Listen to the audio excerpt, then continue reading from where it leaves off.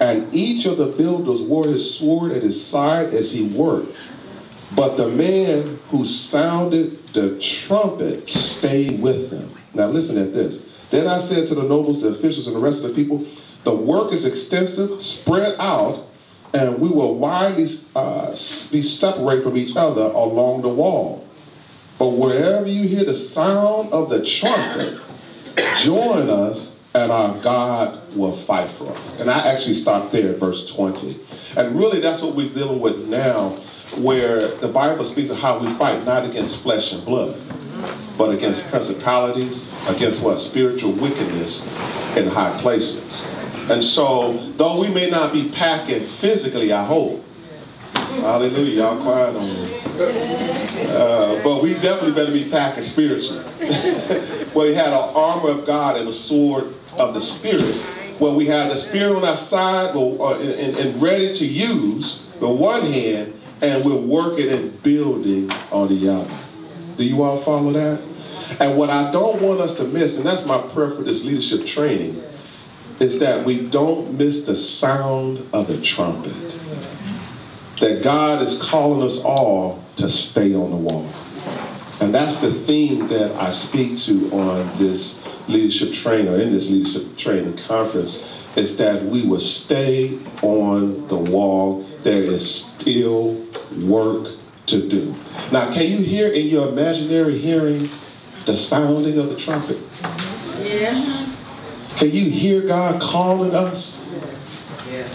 Can you hear God telling us you need to stay on that wall and put your brick on? But knowing that your brick is not the only brick that's needed, you can't make a wall with one brick. Tell somebody, I need your brick too. I need your brick too.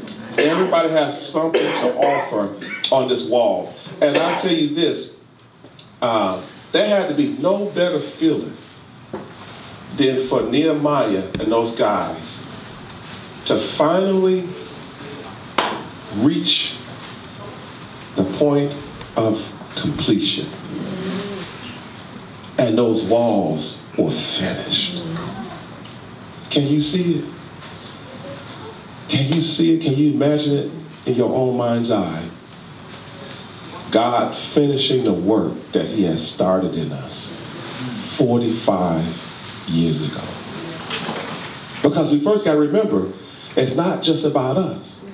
But didn't Nehemiah say, remember that our Lord is great and awesome, fight for your families. You see that in verse 14? Your sons, your daughters, your wives, your homes. So in this building process, we're not just thinking about ourselves. We're thinking about West Inglewood. There's broken walls all around us. We're not just thinking about ourselves. We're thinking about Inglewood. Do y'all follow where I'm going? We're not just thinking about ourselves. We're thinking about West Inglewood, Inglewood, and even across the expressway to our east, to Woodline, across Western, to the back of the yards. Do you follow me? What we're doing is much bigger than us. And I just believe that he that begun a good work in us will finish it until the day of Christ Jesus. Anybody believe that we're finishers in the name of Christ Jesus? Anybody believe that? Come on, give God some praise. We are finishers. Oh God, how we thank you once again for your word and the calling that you placed upon us all with our bricks. As we, oh God, endeavor to do some things that many would consider to be impossible. But nobody ever thought that we'd make it this far. 45 years, Lord, and still going. Nobody ever thought that we were able to build on this side of 63rd Street. Lord, nobody thought we believed. Many thought we would fail, Lord. But look what you have done. Not only did you cause us to build, but to actually pay for the building completely. And then to add land to what we have, oh God. Nobody but you And Lord, I pray that you help us to continue to do the work you have called us. For we know, you said in your word, over 2,000 years ago, upon this rock, upon this truth that you have said, Peter, I will build my church, and the gates of hell will not prevail against it. In the name of Jesus, we pray. Let all God's people say amen. Amen. Come on, bless the Lord once again. Looking forward to a wonderful time. And we thank God for Dr. Griffin, who's here. Can we praise God once again for Dr. Griffin for coming through? I know he's real busy. And I'm not just saying this because he's here, but he's called all over the nation, blessing so many ministries. And if you cut him, he'll bleed church, I guarantee you. He'll bleed it. He'll bleed it. He eat, sleep, and walk church. And I've learned a tremendous amount of things from him, wisdom and knowledge, and still learning. And so you all already know his credentials, his credibility. You all have known him over the years. So I don't have to go through all the introductions about him. I won't talk about how he has his doctorate from North Park and MDiv from Morehouse, Harvard, and his undergrad from Morehouse. And how he has two beautiful children, and he's been in ministry now for 17 years in Oakdale, about 17, started in 2000, but then he's at Antioch, I think, for a good 4 years there, then worked at Abyssinian for at least 7 years under Dr. Butts. So we talk about a whole wealth of information and experience. So come on, give God some praise for Dr. Griffin as he comes and shares the knowledge God has given him. Pastor, if you want refreshments, they're ready. Just help yourself. I don't think there's any form of protocol. Just go in and do that.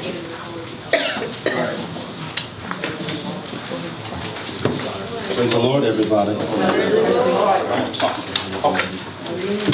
Just move this way so that we can get over this. Everybody doing all right today? Yes.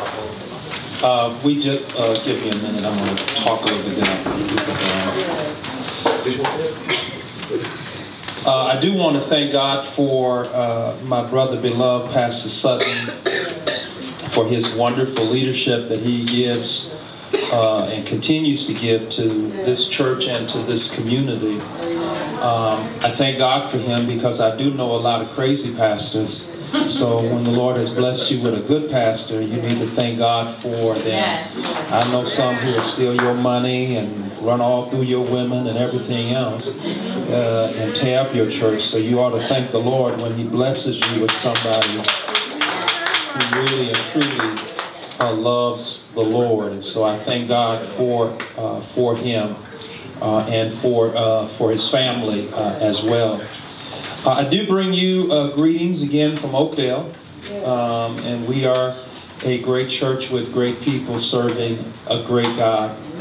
And we, 17 years now, can't hardly believe it, that the Lord has blessed us to work together in 17 years, and we haven't had a fight yet. So something is going right.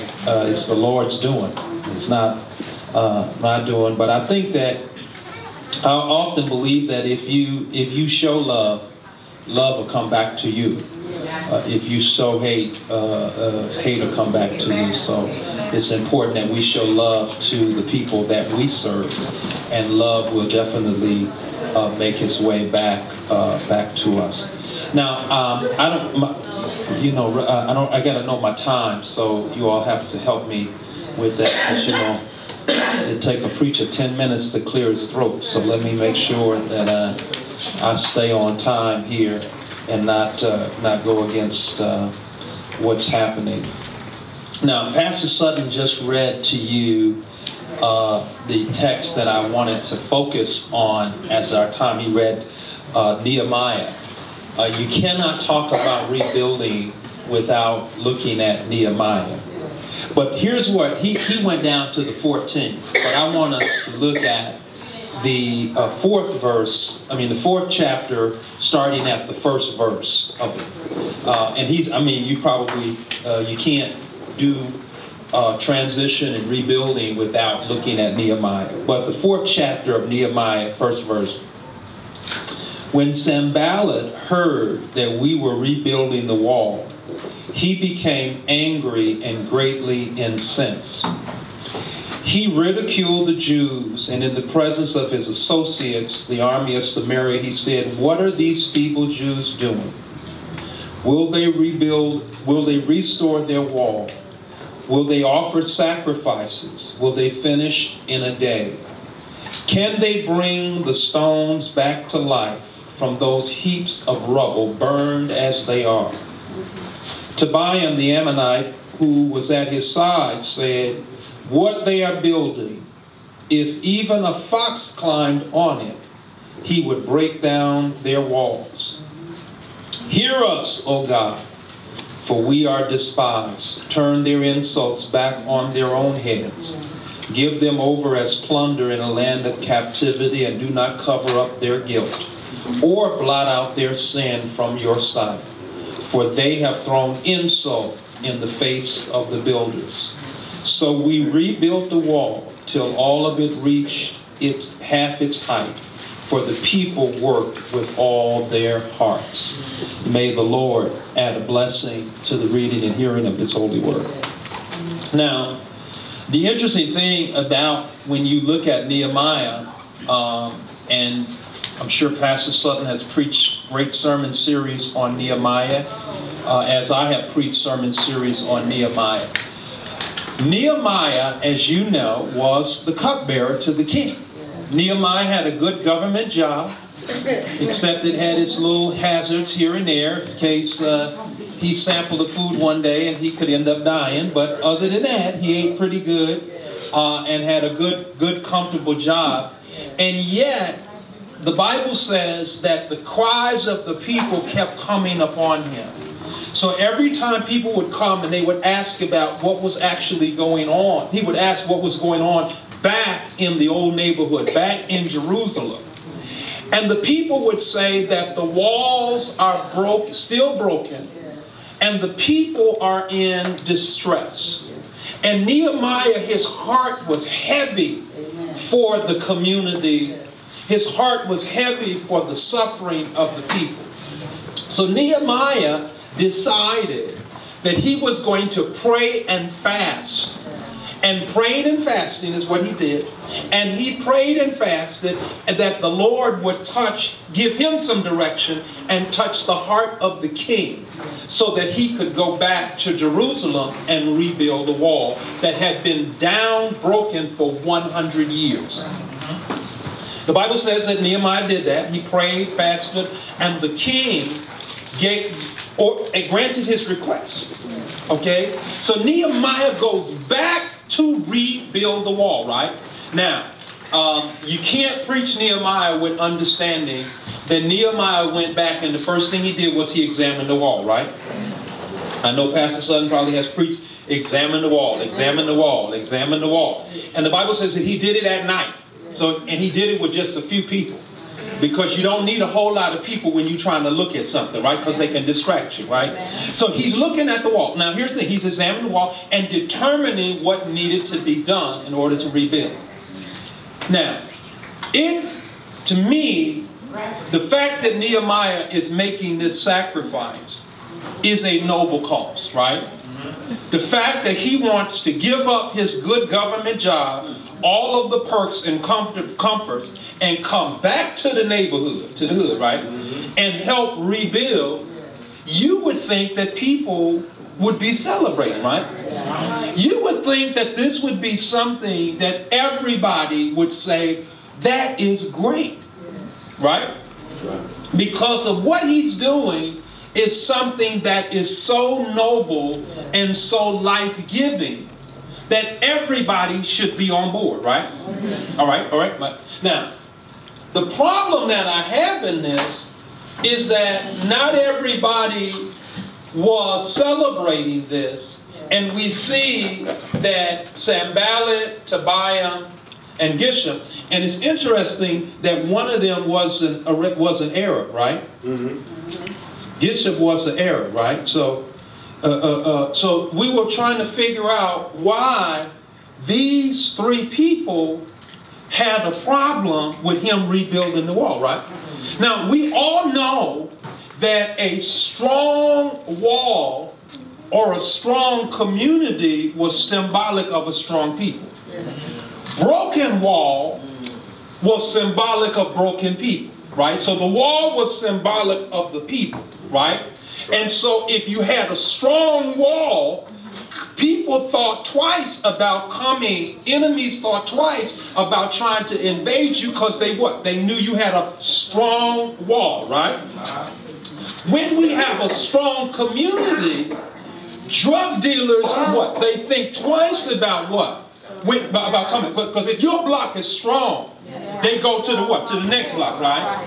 And when they realize that you're not going to what? Tolerate it, they move on, right? So a strong wall, a strong community is symbolic of strong people.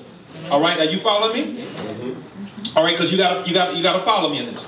So this is deep because what happens is when the wall is broken and a crumbling and broken wall, drug dealers can push drugs and violence in the rubble of the wall, right? So that's why this is really important that we have a strong wall, right? But three people that we see in the text has a problem with this strong wall. They have a problem with Sanballat, Tobiah, and Geshem. They have a problem with it. I kept scratching my head. They ridicule Nehemiah. First of all, they don't even know Nehemiah. They don't even know Nehemiah's mama's name. They don't even know Nehemiah's daddy. They don't know anything about Nehemiah, yet they're ridiculing him, right? They're calling him and throwing insults in him for doing something that's noble. Now, your heart is heavy when you're doing the right thing and all people are throwing insults at you for doing the right thing, right? Because many of us have done it, right? You've done the right thing because we've all done it. We've gone and helped our family, gone out your way, got up out your bed, drove over there and came up there, bought Pampers and diapers and formulas and all that kind of stuff. You done help clean up and do this and do that and give a little money, slide this one here, help this one get out of jail, pray this one through. You done all of that, right? So you trying to what? Help them, and they turn around and do what? Have a problem with that and insult you, right? And, you know, and that's when your African rise up in you and say, you know, it'll be a cold day in hell before we ever do this again, right? So, you all know what I'm talking about, right? So here's Sanballat and Tobiah are having a problem with this. I'm scratching my head because I'm saying, why are they having a problem with the wall being rebuilt? Here's what I'm getting at. They had a problem with the wall being rebuilt because they benefited from the wall being broken. Yeah. Okay? Yeah. That shocked me when I read that. Because I'm sitting there like, why don't they want it rebuilt? Because they benefited from it being broken. And so I realized that when I said this, when we rebuilding the church, whether we're rebuilding our community, whether we're rebuilding our neighborhoods or whatever, you wonder why some people are having a problem. Well, the drug dealers, they benefit from us being broken. Yeah. True. The gangbang, they benefit from us being disorganized. They benefit from us being fearful. They benefit from that. Well, guess what? If that's the same way in the neighborhood, guess what happens in the church? I thought when I came to Oakdale, I promise you, I believe that everybody wanted us to be unified and strong. I believe that. I thought everybody wanted us. I thought everybody wanted us to be a healthy church. Everybody wanted us to grow in grace, and I thought everybody wanted that. So I'm getting there like deer in the headlights. I didn't even know. I didn't realize that there were people in the ministry who benefited from us being broken. Wow. And they took advantage of that. And so when we started trying to rebuild, there was so much opposition, and you're sitting there like, well, wait a minute, how are we having problems?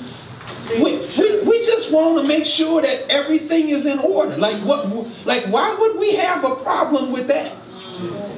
Well, that's because there were people who benefited from this dysfunction, right? And Sanballat, Tobiah, and Geshem benefited from it. Now, Pastor Sutton probably went further on this.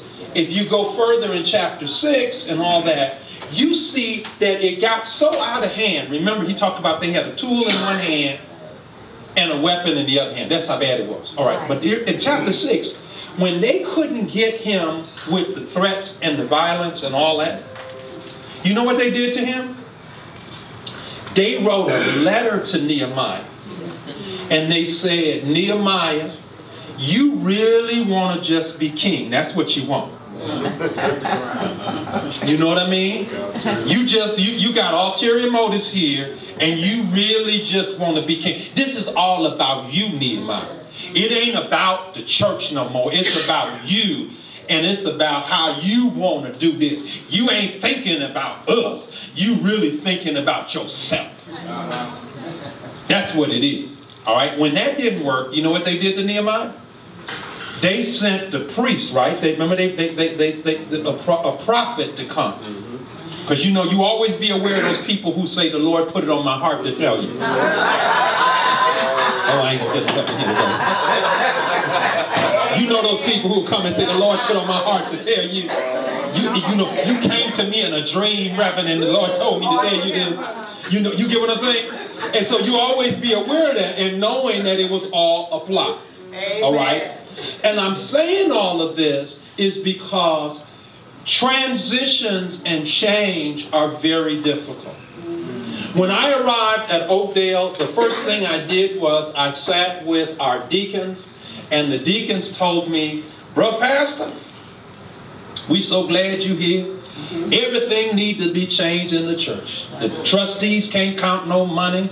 The choir all in disarray. The Christian education is a mess. You need to change all that stuff. Get rid of all that youth, the kids running around like the seed of Chucky and all that. You need to get rid of them people. All that. They're just crazy, bad kids, all that kind of stuff. They tearing up the building and all that kind of stuff. You need to just redo everything. But the deacons, we fine. You don't have to touch us. We good. Then I went to the trustees, and the trustees said, yes, but Pastor, you need to change everything. Good God Almighty. The deacons can't pray. They don't even carry no Bibles. I don't even understand it. I'm telling you, the choir's in a mess, the Christian education in a mess, and all that kind of stuff. You need to just change everything, all that, get rid of some of them. You need to sit some of them deacons down, because they don't even do nothing. They don't even know how to pray, and they call themselves deacons. But you know what? You change all them, but you don't have to do anything to us, because the trustees, we fine. Then I went to the same Christian education, heard the same thing. Everybody thought that everybody else ought to change, except them. Are you here following what I'm saying? And as a result of that, it became difficult to begin to do things because everybody thought they were fine, right? Now here's the thing. One of the interesting things about this is how I really put this in perspective is I was fresh out of seminary, working in New York for Abyssinian. My first pastoral call at Abyssinian with Reverend Butts was to go see a woman who had a nervous breakdown. Now I'm sitting there thinking, you know, when we go in there to see her, she seemed so normal, like nothing was wrong with her. She seemed normal. I'm talking to her, and she talking to both of us, and all that. So when we left out, I asked Pastor. I said, "Well, what's wrong? Why she seemed so normal? What's the problem with her?" And he turned around and told me, you know, he said, "D, we need to talk about mental illness." She had a nervous breakdown, and he said the church doesn't talk about mental illness, and we need to talk more about it. So all the way back to the church, we talked about how black people need to talk about mental illness and running out and all this stuff. Here's the thing. I get back to the church, and guess what I did? I turned around and I said, "Pastor, how do you know when you lost it?" You know what he told me? You the last to know. True. Everybody else know you lost it. You are the last one to know. So the challenging part is that we are the last to know our own issues. Everybody else knows. Let me tell you this. I have 4 brothers. I am an expert on knowing the issues of my brothers. Oh, I know them, baby. Oh, I know them, I know them, I know them. And not only do I know my brothers, but I have a big family. So I know my family. Okay? Because my family, they're not African Americans. They're gun-toting, liquor-drinking ninjas, right? So I know them ninjas, baby. I know them. I know them very well, okay? I know them, all right? I know exactly. Do you know I don't even have to be there at functions to know exactly what's going to happen, right? I don't even have to be there. I know that whenever we gather, if we tell them that we're going to eat at 3 o'clock, of course they're not going to get there till 5, right? I just know that, right? And we know, I already know exactly what's going to happen. That my aunt who's supposed to bring the macaroni and cheese, that she's not going to bring it, so my mother has to make a decoy macaroni and cheese. Because when I call her son and say, "Where is Aunt Luella?" Because I call Aunt Luella, and Aunt Luella says she on the highway, but when I call her son, he says she has not left home yet. So I already know what's happening, right? So we know about 5:15, we're going to sit and eat, right? Okay? And then we're going to eat, and then all of a sudden, another wave is going to come about 6:15, and they upset because a lot of the food is gone, right?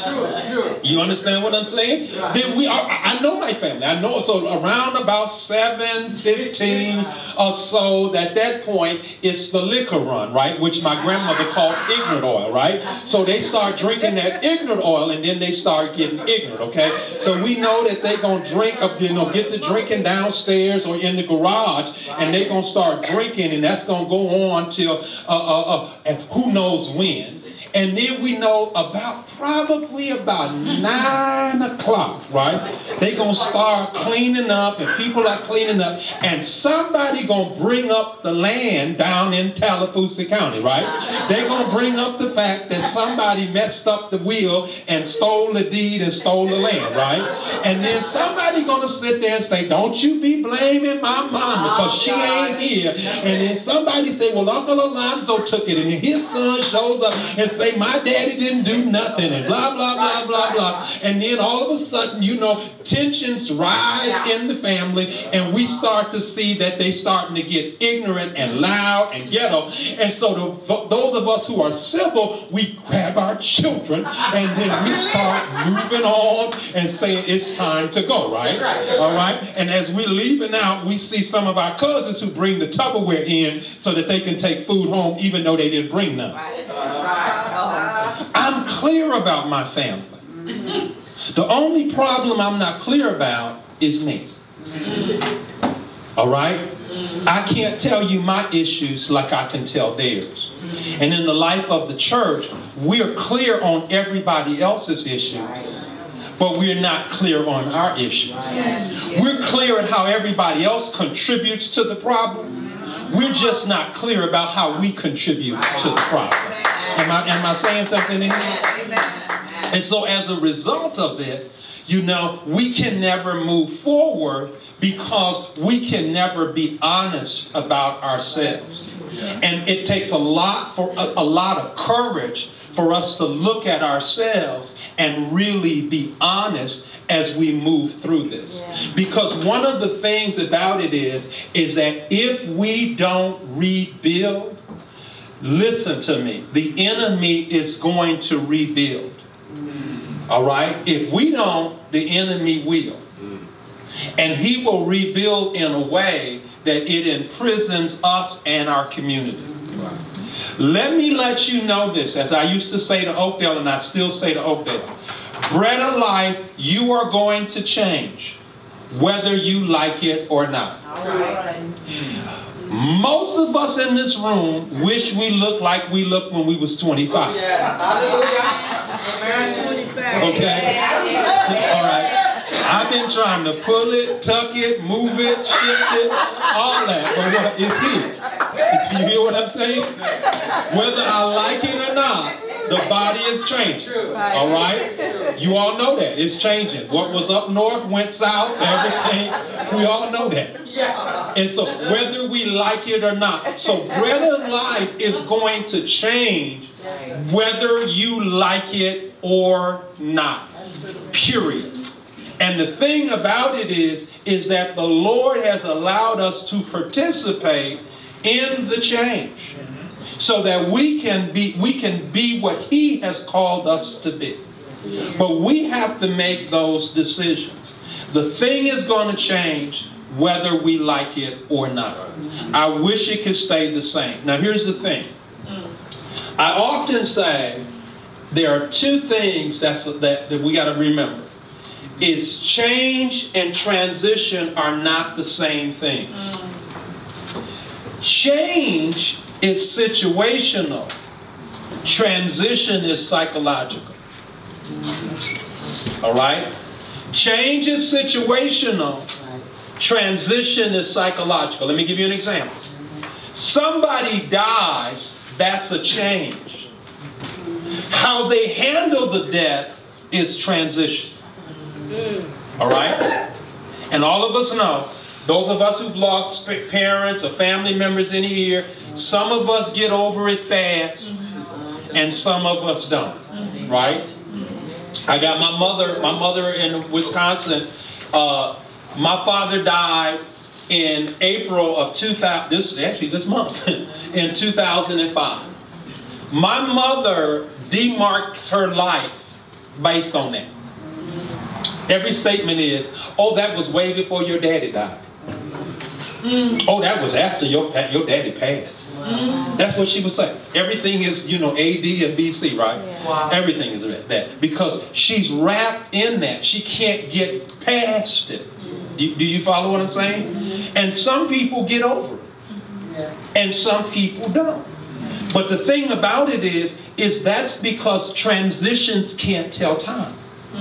You can't put a time limit on transitions. So what happens in the life of the church is that we make a change and don't think about the ramifications of transition. Because here's the thing. When I first came to my first church, we had a room that I said, does anybody use this room? They said, oh, no, we don't use it. Well, let's take the furniture out and all that. I thought, simple thing, right? I didn't realize that room had a lot of connections to people. So moving the podium from the room was a change. I didn't think about the transitional and psychological things. Because when I moved the stuff out the room, which what people told me, I got people complaining. You changing everything. I'm changing everything? You changing everything. We went into that room and everything was gone. Deacon Williams built that furniture in that room. And we can't believe you just tossed it out like it was nothing. You can't understand that Mother Wilcox, she the one that put that wallpaper on the wall. And you just ripped it off like it was nothing. She put them plastic flowers in there. She got them all the way down from Mississippi. She bought them all flowers. And you done sat there and got rid of all of them. That's a shame. That carpet that's on there with all them stains on there from our teas and all that? You turned around and you just ripped that stuff up like it's nothing. And the youth came and painted the walls, and the men's ministry painted the walls, and you just painted up what they did. And that little spot right over there? Deacon Sumner did that, and he's been to glory now about 20 years. And every time I come in, I look at that little stain there, and I think about Deacon Walker. Yes, I do. And you took all that away from me. Because what? I didn't think about the psychological ramifications of the transition. Are you understanding what I'm saying? Yes. That's why it's so important that you not just think that you're changing things, but that you think through the transition of it. because it's the transition that take a pastor out. It's not the changing of things. Because to me, I didn't have emotional attachment to some of that stuff. But other people did. You get what I'm saying? There's things that I have that it's funny. There are things that I have that people are not really, for me, it's emotional attachment. For other people, it's junk. You know what I'm talking about? Because many of us have cleaned out our mother's stuff, our grandfather's stuff, grandparents' stuff, and all that stuff that they collect, it took them 50, 60 years to collect, and you threw it out in 2 days, right? You threw it all out. And when you went through stuff, you may have stopped and said, oh my God, that's Aunt Peach's obituary. And somebody looked at you and said, throw it out. You see that dress? Oh my God, that was Mama's favorite dress. Give it to the Goodwill. For you, it's emotional attachment, but to other people, it's not. And so when we're doing this transition thing, we got to be thinking through some of this because it's impacting people. There were people who gave all they had that we might be in this building. And some of them gave money who are not even here anymore. They gone to glory. And you just roll up and sit your behind in the seat and not understand the impact of what is actually happening. Am I making sense here? And so that's why it's so important that you understand. Now here's the thing. The challenging part with the church is that we're doing these things. We're doing these things in the church, okay? We are not understanding why change needs to happen, all right? My mother, I went up to see her, and it's funny, I'm sitting there. She's listening to music from the 60s on her television. Sam Cooke, Bobby Blue Blanket. She listening to these songs. And guess what she telling me? That's when they were really singing. You could hear the words. Isn't that beautiful? That's music, boy. That's music. You need to understand that that's music. Right? But here's the thing. What's great about this is that my mother is listening to the songs of the 60s. All right? Now remember, those songs used to be on a what? On a 33? They used to be on a 45. They used to be on an 8-track. Oh my God, you all remember that RCA 8-track? With the 8-track and the record on there? Oh my goodness. Your house was the bomb when you had that RCA console with the 8-track and oh baby, your house was the bomb. And then you went from 8-track to what? Cassette? Then you went from cassette to what? CD. Then you went from CD to MP3 and now digital, right? Yeah. Now here, follow me now. The integrity, thank you, the integrity of the song never changed. Right? The integrity of the song never changed. The only thing that changed was the mode of delivery. Yeah. Do you understand? Yes. My mother is able to hear the songs of the 60s because of the mode of delivery, right? Because we rarely see records, right? That's right. My children told me, they came up to me and they said, Daddy, come downstairs because we found all these Frisbees. Oh, I said, Frisbees? They said, yes. You should see the Frisbees, Daddy. They're black. They're really big. I said, no, they're records. But my children had never seen records before. So they don't know they don't know. And I remember at that time they would say, so how do you play it? So how does it fit into, how do you get it in there? Because that's a big CD. How do you get in there? And so how do you, where do you listen to it? Because they had never witnessed. But here's the thing. My mother is able to hear it because of the mode of delivery. The challenging part is that there are people who are not able to hear the gospel because of the mode of delivery we have chosen. Wow. All right. We have chosen to do ministry in an 8-track version versus a digital generation.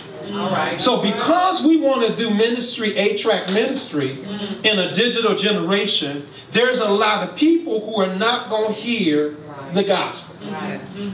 Because of the mode that we have chosen, right?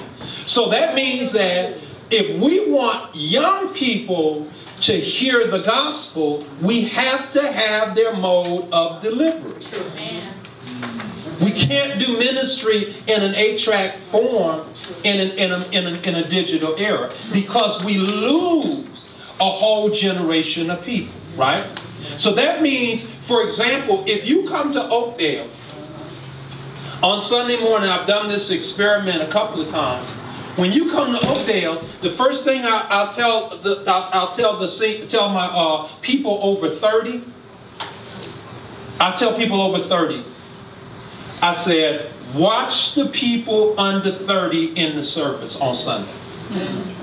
Yeah. We have screens up. The people under 30 are watching me on the screen. True. And the people over 30 are watching me at the pulpit. True. Because the people under 30, they're used to watching TV and images of people on screens versus seeing that person live. Am I making sense? So the thing about it is that they connect with that. So if we don't have that kind of technology there, guess what? We lose a whole generation of people. Now I know you say, well, we ought to just come for the word. I come for the word. I don't come to hear no music. I come for the word. Well, the thing about it is that what's the mode of delivery? Because guess what? Let's use the stories here. He's a young man here, and those two kids there are young. But guess what? The way that they what? The way that they connect with what? Technology is so natural. Yeah. Tory can literally entertain himself in a matter of seconds by pulling out his phone and connecting to his friend. He literally can be playing with his friends on your phone online, right? Yeah. And you all can be playing games and all that and never leave the table. True. Do you understand what I'm saying? And now he's got that. Tory can leave and go what? He can leave here and go to a concert where his favorite artists come up out of the ground. Drop out of the sky. Right. Explosions happening all around him, right? And he is thrilled. He can go, as my children went to Disney World and they were bored at Disney World. Yeah. He could be bored at Disney World. He would rather go back to the pool or back to the basketball court or back to where they're playing football. And you know why? Because my children told me, we don't want to see Mickey. Now, I said, why? Because Mickey doesn't have any powers, Daddy. He doesn't have any weapons. He can't do anything. What can Mickey do, Daddy? All Mickey does is just stand there. He don't do nothing.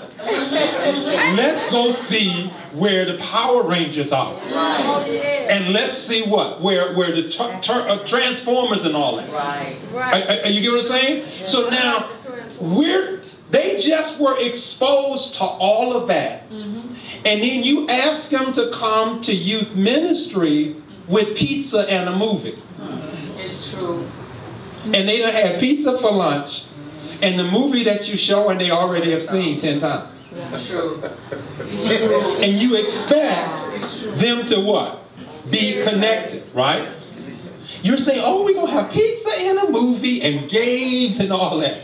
And you pulling out the Monopoly game where they don't even connect with that. And we wonder why they don't want to come. So then we drag them to youth ministry because and force them to be here when they don't really want to be here because what? We haven't thought through it. All right? When Reverend Reynolds and I remember Reverend Loritz and all, when they would bring the Xbox, the PlayStation to youth church, now they got the attention of the kids, right? True. My kids have no problem going to youth church, particularly when they had the battle of the games, right? They don't have any problem. You don't have to wake them up. You don't have to motivate them. They already sharpening their skills. They got all of that stuff going on because what? That's something that they connect with. We as a church have to be thinking about that because what? And you say, well, Pastor Griffin, I don't understand. Why it take all that? It don't take all that. We was in church every Sunday and we didn't have all that. We know that. We was in church and God knows. I went to church. I grew up in the open gospel. We went to church all day. You got up early in the morning. You went to church all day. And Lord knows you was in church all day. Because it took my bishop 10 minutes to clear his throat. So he was going to preach an hour for sure. We was going to sing 20 songs. And they going to have a concert every Sunday. And by the time, it felt like he was in a fight when you came out of church. Because you were sweating. Your hair was all over the place and everything. Because you done danced and shouted. Wig done shifted. Everything done happened. And all that running your stocking and all that. And we were there. And then we turned around, took a break, and came back for 4 o'clock service, right? 3:30 service, right? Then we had that service, and good Lord knows, Pastor knew how to pick them long-winded preachers. They just gonna preach and hoop and holler and all that, and the choir gonna sing 10 songs, so we get out of church at 6 o'clock again. And then we have a little bit of BTU, a little bit of YPWW before the evening service starts. Oh, you ain't gonna get help him there. And we turned around, and then the evening service went on, right? Because people got up, and we had to have testimony service, which is test a lie, and they got up and they told all kind of stuff. I woke up this morning and I was dead, and the Lord brought me back to life, and all that. We heard all of that.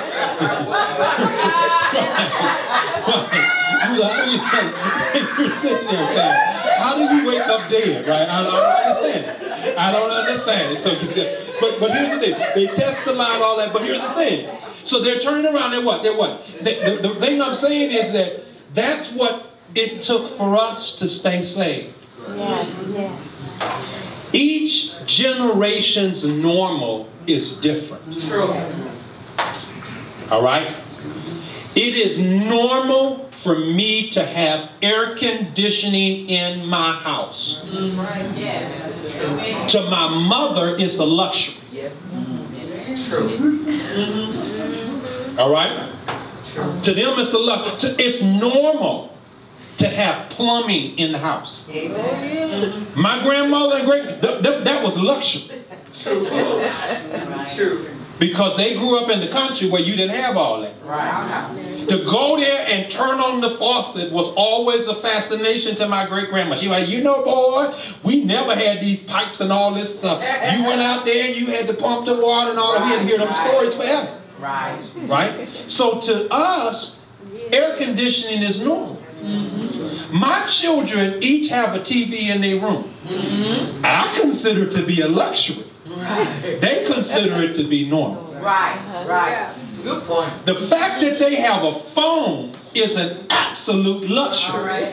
They consider it to be normal. Right? So the thing about it is that when we come to church, there are things that are normal for a particular generation. And if we don't have it, we consider it to be a luxury. People say, well, wait, you doing the video announcements, that's the luxury. Well, that's normal for this generation. Right. Having technology and all that, this is normal for them. They don't understand how do you do things without that. So the point I'm making is that what you think is normal may not be what's normal, because every generation's normal is different.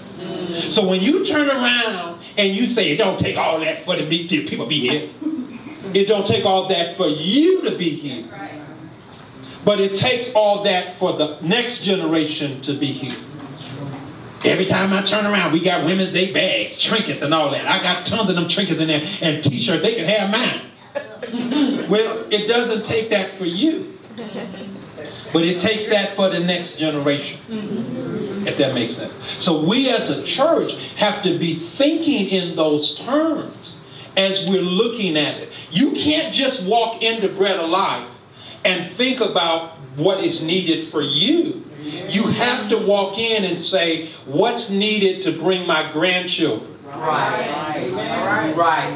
What's needed to bring? Because the thing about it is, if your grandchildren only want to be here as CME Christians, right? That's Christmas, Mother's Day, and Easter. That's the only time you see them. Then we're doing something wrong as a church. Because at the end of the day, these young people are going to be 18, 19, 20, 21, 22, 23. They're going to have their own families. And so the question is, did we create an environment where they'll want to come back to? Here's the thing. The reason why I'm saying this. Brother Harry, we read this book called Who Moved My Church? Oh, yes. And Brother Harry was saying to me about how the church, Oakdale has changed. You know, Brother Clark and all them. This ain't the church that we work at. Everything changed. You done changed everything. Everything done changed. Everything. We used to be a church. We were a wonderful church and all that. And we would talk about Oakdale in its heyday. And I would often say to them, we have a problem when our memories are bigger than our dreams. Wow. All right?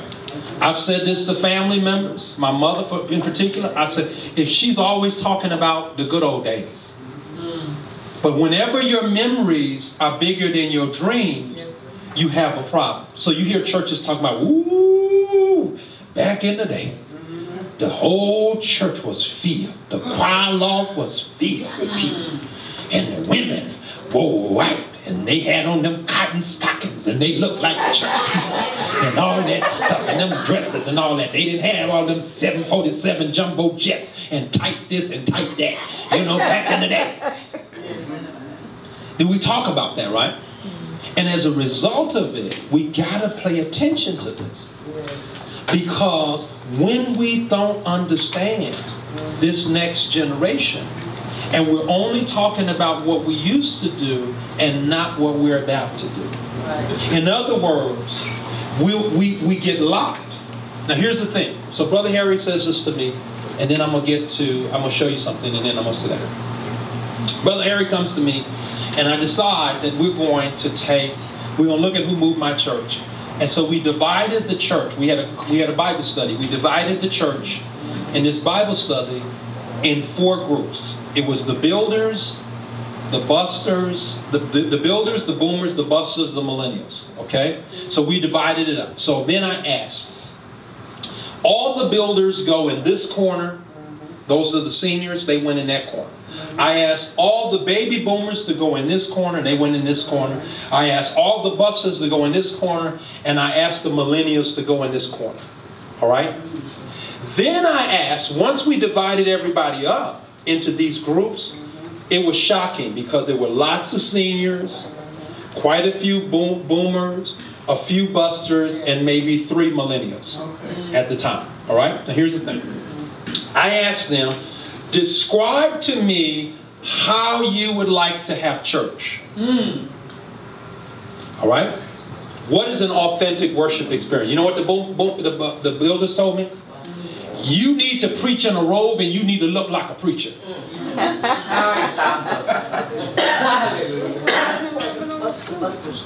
The busters are would be at that time, which I'm now 52, but at that time, it was probably around some of your young adults would be at that time. All right. So then here's the thing. So the builders told me that they wanted me to preach in a suit, look like a preacher, act like a preacher, right? Yes. They wanted to hear hymns and anthems. Yes. The boomers said to me, You don't have to preach in a suit or a robe. And by the way, we like gospel music. Yeah, me too. Then the buster said to me, by the way, we want you to be authentic in your preaching.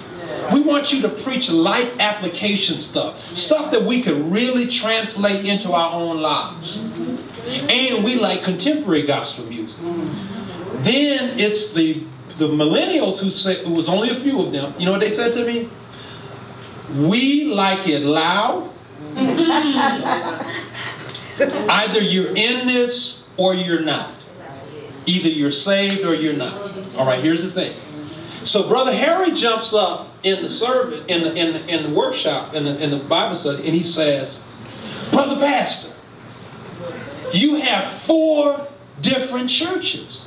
He said, I thought everybody wanted to have church the way I want to have it. And I said, no, Brother Harry. You can't look at these. He said, these are 4 different churches. I said, I know, Brother Harry. I said, my mother cooked for the whole house. She didn't cook select meals. Some days I liked the meal, and some days I didn't. But I knew eventually she would get around to my meal. Right. But here's the thing. So Brother Harry said, compromise, Pastor. And I said, you're right. We have to begin to see that everybody doesn't see ministry in the way we do. And that makes sense? Because that's the problem. That you come in and say, this is how youth ministry ought to be done. This is how the choir ought to be. That's really just how you think it should be. Because each generation is thinking it in a whole different way. Is that making sense? Yes.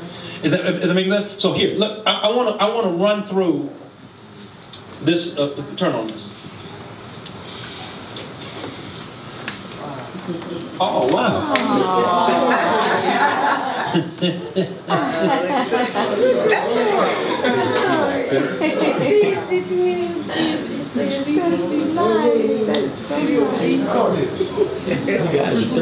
Tori, look at you, man. Oh, you like 6 years old?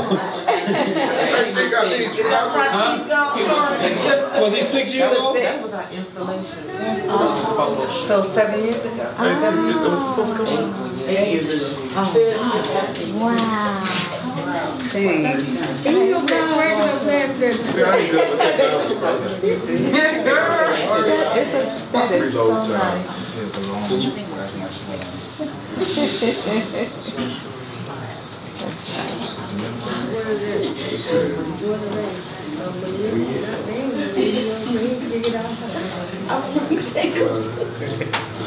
All right. Well, Where's Chris at? well, here, while they're working on the presentation, here it is. So, I want to talk about.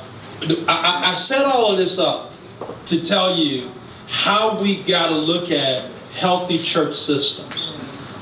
All right, because when we don't have healthy systems in the life of the church, they become barriers to us, our growth. All right? Now here's the thing. Healthy church system, just as a body, though one has many parts, but all of its many parts form one body, so it is with Christ. For we were all baptized by one Spirit so as to form one body. Whether Jews, Gentiles, slaves, or free, we were all given the one Spirit to drink. Even so, the body is not made up of one part, but of many. All right? So in other words, we are made up of multiple parts. But here's the thing. The hand and the arm can't say to the heart, I don't need, we all need each part, right? Every part is important. Even how many know that the pinky toe is important? Because why? What does the pinky toe do? Furniture detector. It what? He's the furniture detector. Yeah. Yeah. Yeah. You stop your toe. But here's the thing. It's all important. Right? It's all important. And as a result of it, the whole body has to function. What good is it to have 100 legs and they're not connected to the body. So all the parts are needed. So the old preachers, they know big I's and little U's. So it's important that we see that for the body to operate, it must cooperate, right? But here's the thing. If the body doesn't cooperate, what ends up happening is what? You could have a stroke. If there are blocks in there, if there are people obstructing it, it becomes what? A stroke. So all the parts have to work together. But here's the thing. The goal is for us to become a healthy church. I don't want people always say, well, we need to grow. Our church needs to be a big church. Well, cancer grows. Wow. Cancer grows. So I don't necessarily want stuff to keep growing. Okay. I want to make sure that I'm healthy. That's the thing. Because but healthy is relative, right? I could be healthy today and unhealthy tomorrow. So that means I have to keep working on my health every day.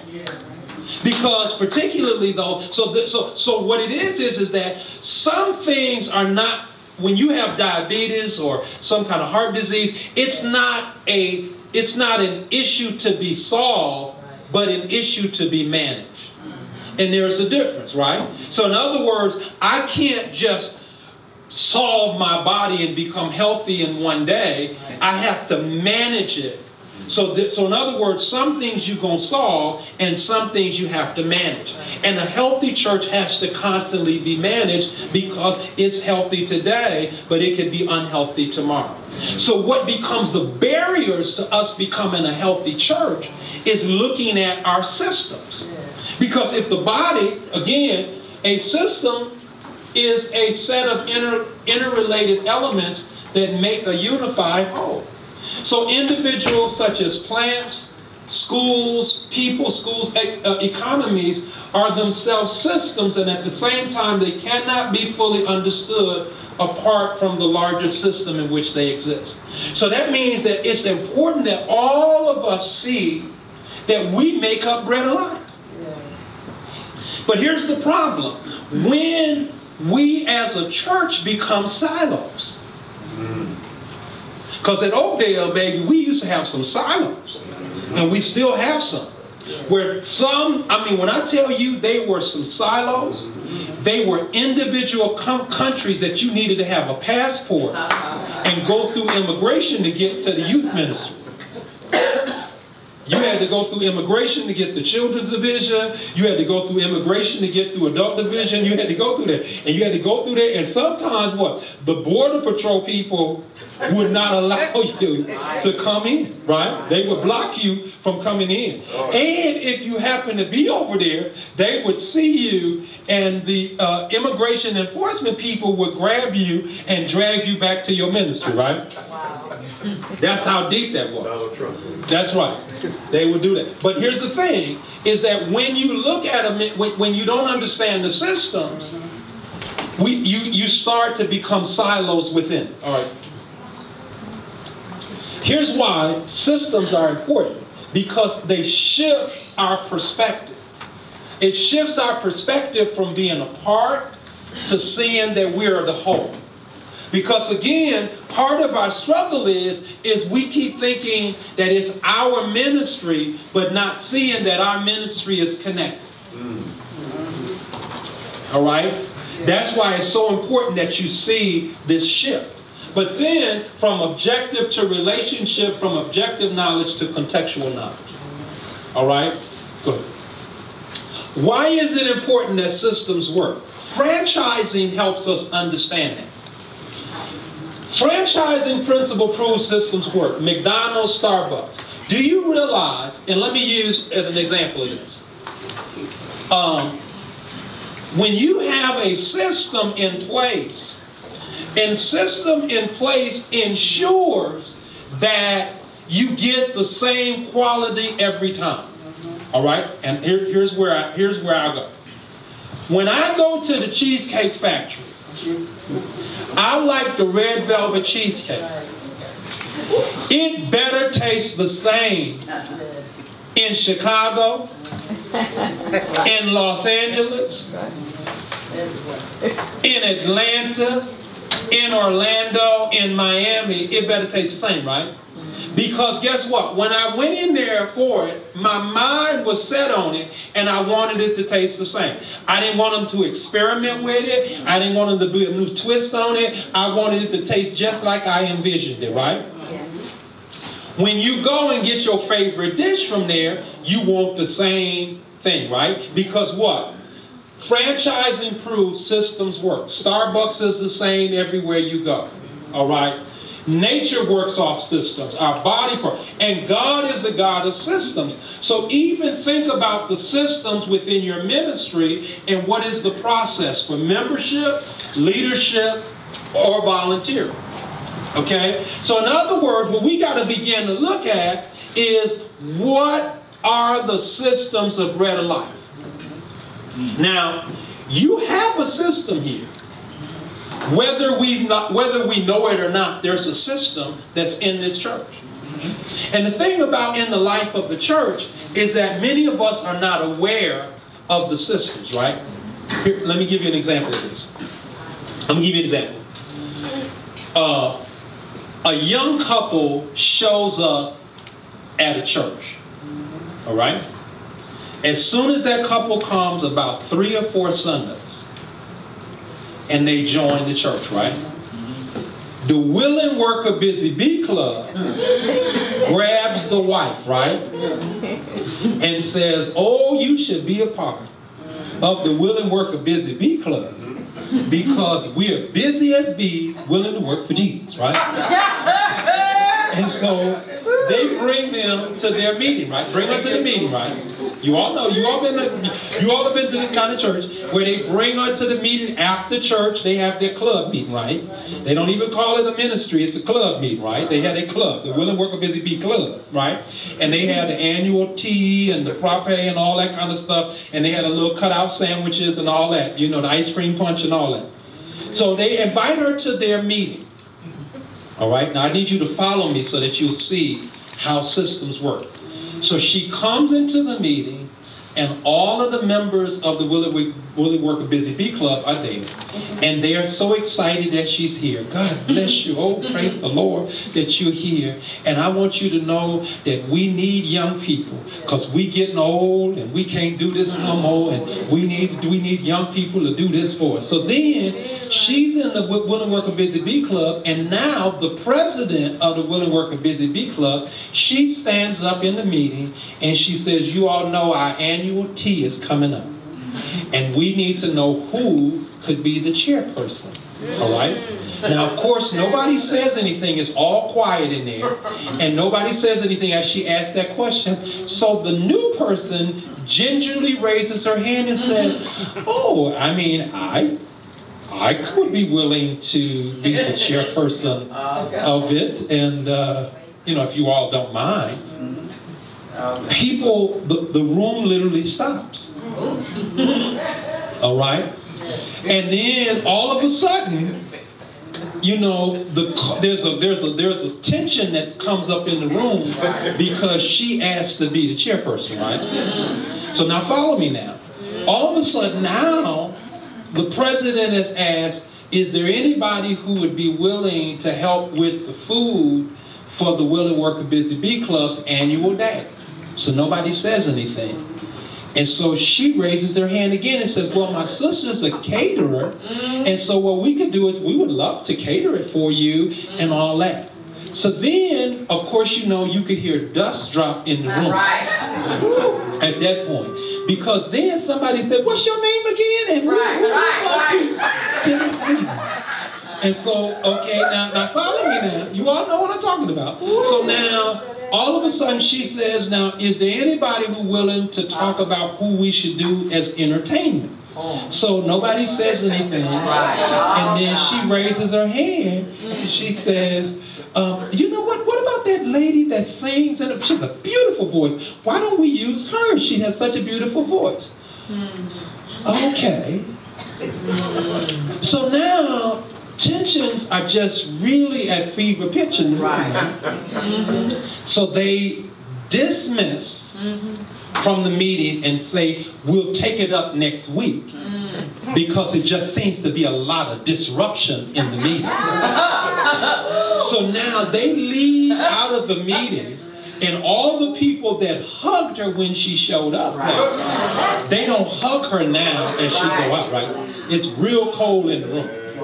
So then, this is at this time, you know, we get out of church about maybe 2, so this is about maybe 3:30, 4 o'clock. So about 5 o'clock, pastor gets a call from one of the Willing Worker Busy Bee Club and say, Pastor, you know that young family that joined the church? You better watch them. You need to know that they came to our Willing Worker Busy Bee, and you should have seen how they disrespected Lou. Disrespected our president. Yes, they did. That woman tried to take over our church. And I want you to know they're trying to run a catering business out of our church, Pastor. I'm just saying now. I'm just saying. You know, I'm just saying, you just need to know. They're not what they say they are. And I don't know who bought them here, but you better watch it. Right? This is Sunday night. So Sunday, you hear this. Then Monday, you get another call. But Pastor, you should have seen, oh Lord, the Willing Worker Busy Bee Club, them people were just carrying on in there, and the lady was just respectful in the whole meeting. So now you scratch your head. Then Tuesday night at the meeting, they say, you know what, Pastor, you need to do something about that young couple, particularly that wife who thinks she's running everything, you know, and all that. You need to do something about them because she came and tried to take over our club. On Wednesday night for prayer service, but Pastor, Lord have mercy. You need to do something about that, because I told Lula to call you, and she hadn't called you. She said she's going to call you on Thursday and tell you what that lady did. So then this is all week long. So of course it's at fever pitch, right? Everybody's on the phone for the Willing Worker Busy Bee Club telling everybody what had happened in the meeting, right? All right. Now come Sunday, you know the church is packed at that point, right? All the Willing Worker Busy Bee Club have to come and see who this couple is. So you know, nursing homes have vacated out and everything. You never seen so many walkers and so many canes and all that. They all getting there because they're trying to make sure that they see who is this that's taking over our club, right? So Sunday, they get there. There she is right there, over there. She's sitting right over there. So then the following week, the couple leaves. All right, they've left the church because they've been pushed out. Now, here's where I'm trying to get you to see. Everybody in there knew the system but them. There was a system, whether you believe it or not. There was a system that went on in that room. All right? When Sister Lula asked, who would like to be the chairperson of the annual tea? Everybody in the room knew that you have to ask her 3 times. That the president, Sister Lula, is the chairperson, but you got to ask her 3 times. Everybody in the room knew that. And they knew that she's going to say, I can't do this no more. You need to get some young people. I'm tired. We need young legs to be able to do this. I've been doing it. I got this over from Sister Jean. She gave it to me 30 years ago, and I've been trying to get rid of it ever since. Everybody knows that, right? Everybody knows in the room that Sister Gladys does the food but never comes to any meetings. Right. All right, everybody know that. Everybody knows that Sister Lula's granddaughter from down in Mississippi who can't sing comes up every year, right?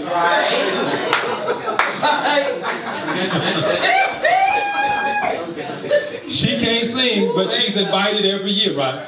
Everybody knows she's the entertainer. So everybody in the room knew that there was a system, but that couple, they the only one, that woman didn't know that there was a system in the room. And the thing about it, you say, well, wait a minute, Pastor, you know, how come the other people didn't have a problem with it? Well, the other people are in there doing stuff because Sister Lula is their grandmother. Sister Lula is their great aunt. Gladys is their grandmama's sister. So they just do things and not really understand why they do it.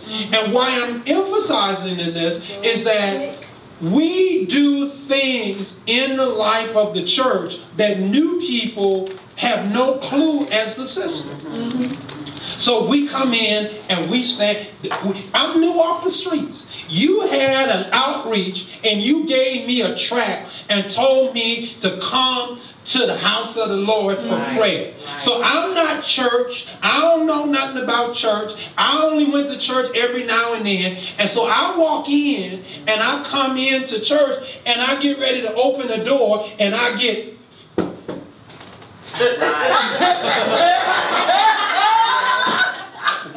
What is that?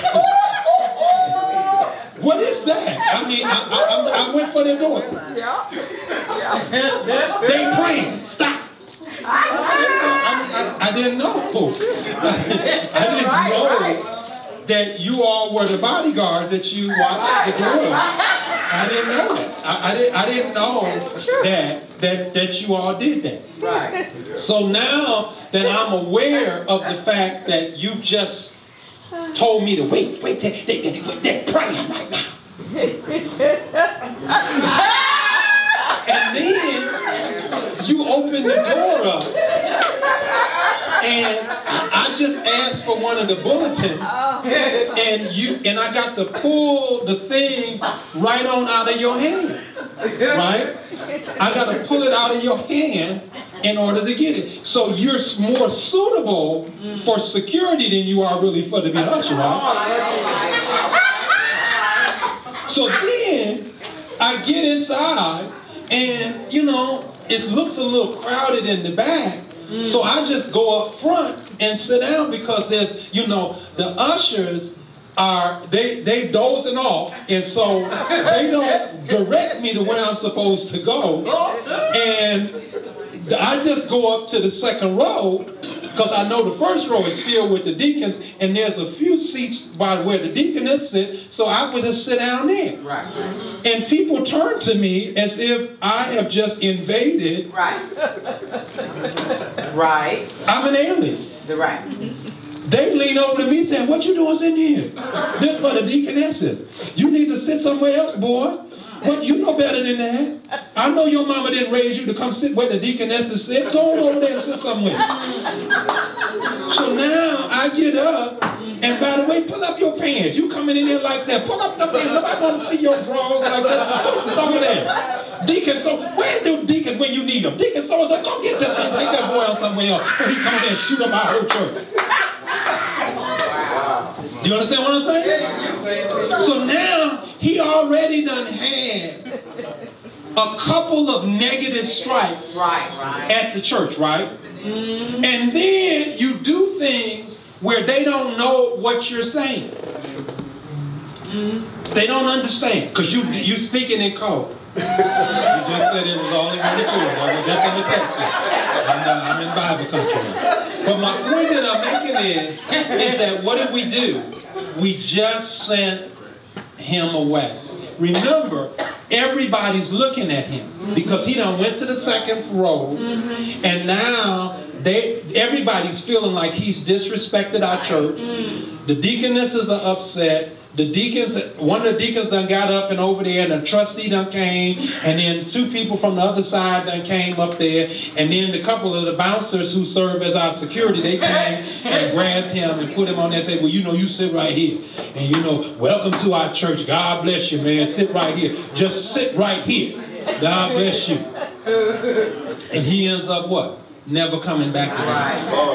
And his experience is because guess what? Nobody says anything to him. Nobody speaks to him. Nobody helps him. And then nobody tells him what's going on in the service. So he doesn't know that it's time to come to the altar. All he hears is the altar is open. Right. Please come. Right. What does that mean? Do I come? Because I was just told when I tried to come in that they was praying that I wasn't allowed. I was just told that, you know, I can't sit on the second row because that's where the deaconesses are. And then I wanted to go to the bathroom, but I was told that they was collecting the offering, and I thought, well, since they was collecting the money and I gave some money, that I could at least go out to the bathroom. But I was blocked and told, sit down. You can't be moving when you're doing that. Sit down. And he can't comprehend that because he was at the Beyonce concert last night, and he was on the second row of the Beyonce concert, and he got up in the middle of the concert and walked right down the middle aisle and went to the bathroom and came back while Beyonce was doing her thing, and it didn't seem to disrupt her. So he don't understand why it's disrupting you.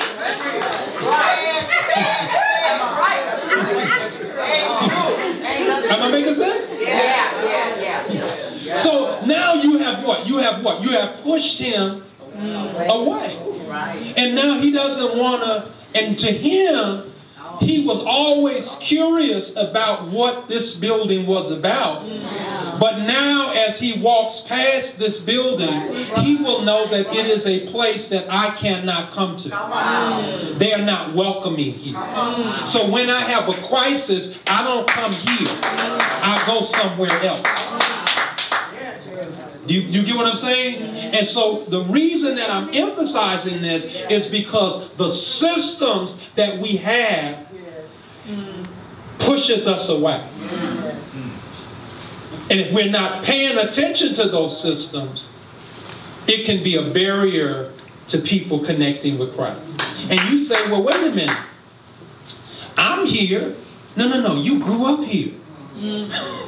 I'm not talking about people who grew up here. I'm talking about people who live on the... They never been there. They never been in the church. They don't know the church. Their mama was on crack. Their grandmama was on crack, on drugs. All of these are third and fourth generation of people who had dysfunctional families. And they saying, you know what? I saw the track. You came out. I was outside that day on my way to the car, and you gave me a track. And you said, look, man, come to my church. I'll pray for you. And I'm thinking, wow, my girl pregnant again. I'm not married. I don't know what I'm going to do. I'm tired of her. I got two other baby mamas that I got to deal with. My mind is stressed. I don't have no job. I dropped out of school. I got all these things going on. My mama about to put me out. I got a lot of stress. So now you came along and you told me you was going to pray for me. And I'm thinking, man, that's got to be a sign from God, because I was real stressed. And now that church on the corner, yes, I'm going to go to it. But now I go there and all of a sudden, what? Wow. Amen. What? Is that really? And so if we don't have these systems in place to really begin to break down these barriers, we're going to lose. Lil Ray Ray, Man, Pookie, Bonisha, we're going to lose them. And we wonder why they resolve themselves with violence. But what would happen if we would re-examine our systems? Wow. Because remember, he's going crazy over there. His mama is a single parent with 4 kids or 5 kids. They in a house that really accommodates only 3 people, and there's 7 or 8 of them in there. So he has no privacy whatsoever. He goes stay with his girlfriend, and then she get put out. He got 2 babies over there, 2 babies over on the other side of town, and he's sitting there. He about to go crazy. He realizes that what? He doesn't want to do drugs because he already done been shot once, and he's scared to death. And yet he's trying to say, this is a sign from God that somebody stopped me and gave me a track. He looking at the track. He looking at the name Bread of Life. He folding it over. He's saying, you know what? Today I'm going to go to that church. And then we got systems that don't even let them come in. Because we don't want them people in our church. And we're good at that. And those systems become barriers to our growth. Am I making sense? And so how do we re-examine? You know, when Pastor Sutton, I asked Pastor Sutton, he told me you all were doing the commissions. The commissions help us to re-examine the ministry, to make sure that we are thinking through some of this. Because one of the things is, it's good to ask people who are just new to the church, how did you get here? What did you feel like when you were there? I ask my friends who come to visit me quite often. I have friends. I ask them to be secret shoppers. I ask them, don't stand up as visitors, because you know, when we do that, and I say, oh, my good friend is here, then all of a sudden they nice to them. Right. True. They treat them real good because they friends of the past. True. They were like, you know, they were real mean to them, like gangsters, before they knew that that was my friend. And so I asked people to do that so that they could tell me where we could work on some of our issues. Like we had to work on the parking lot. You know, we had to work on, one of the things that people weren't clear on is where bathrooms were. They weren't clear on, I asked, rather than the ushers standing on the inside of the door, I asked the ushers to stand on the outside, so that when people come and grab the door handle, they're not getting their hand cut off. Right. They're able to say, you know, and I had to ask them to remind the people, we're praying, hold on 1 second and you'll be able to go in, and I'll make sure you get a good seat. So now the framework is different when we do that. You know, to explain to people, oh, by the way, the reason you can't come in right now is that, is it an emergency because we really lift an offering and we don't want to have a lot of disruptions. So if you could just hold on for 1 minute, we'll be glad to do that. Am I making sense here? Yes. So it's important that we look at these systems. The systems become barriers to our growth. Let me get to my Rev, can systems, it creates clarity. Because here's the thing, systems are important because they bring clarity. Mission statement. Most conflict arise out of a lack of clarity. All right? When 90% of church fraction problems can be traced back to systems issues, whether it's morality, finances, or lack of participation. Whenever a church tells me that people are not involved in our church, the first thing I tell them, we can't get people to join certain ministries. Guess what? It's a system problem. When people tell me that the pastor or there's an immorality going on, it's a system problem because there's no system of accountability. Pastor gets to do whatever he wants, sleep with whoever he wants. There's no accountability. Financial stuff, whenever there's a financial problem, there's no system. My first church, they would collect the money. And the people would collect the money and take it home and count it at home. Yeah, my first church, they did that. And then everybody had an account in my first church. Everybody had an account. Deacons had their account. Trustees had their account. The choir had their account. The mission had their account. The Sunday school had their account. Everybody had their account. And the church had nothing in their account. We could barely keep the lights on because everybody had all their stuff in my first church in Brooklyn. Everybody had their account. When we had a problem with the furnace and everything, we had to borrow money from the deacons in order to get the furnace fixed. All right, that don't happen every day. Yes, because guess what? And as a result of it, it became conflict because what? People didn't understand where the resources were going. And when you don't have a system to help people understand that creates conflict. All right? So you have to have a system that is transparent. You got 1 or 2 people counting money, 1 or 2 people holding the money. That's a problem. I went through it at my first church. And guess what? When one of the ministry leaders died, I went to the family and said, well, you all have $18,000 in the account that belongs to the church. That don't belong to no church. We don't understand. That was his shoe. That was in mama's account. We don't have no church name on there.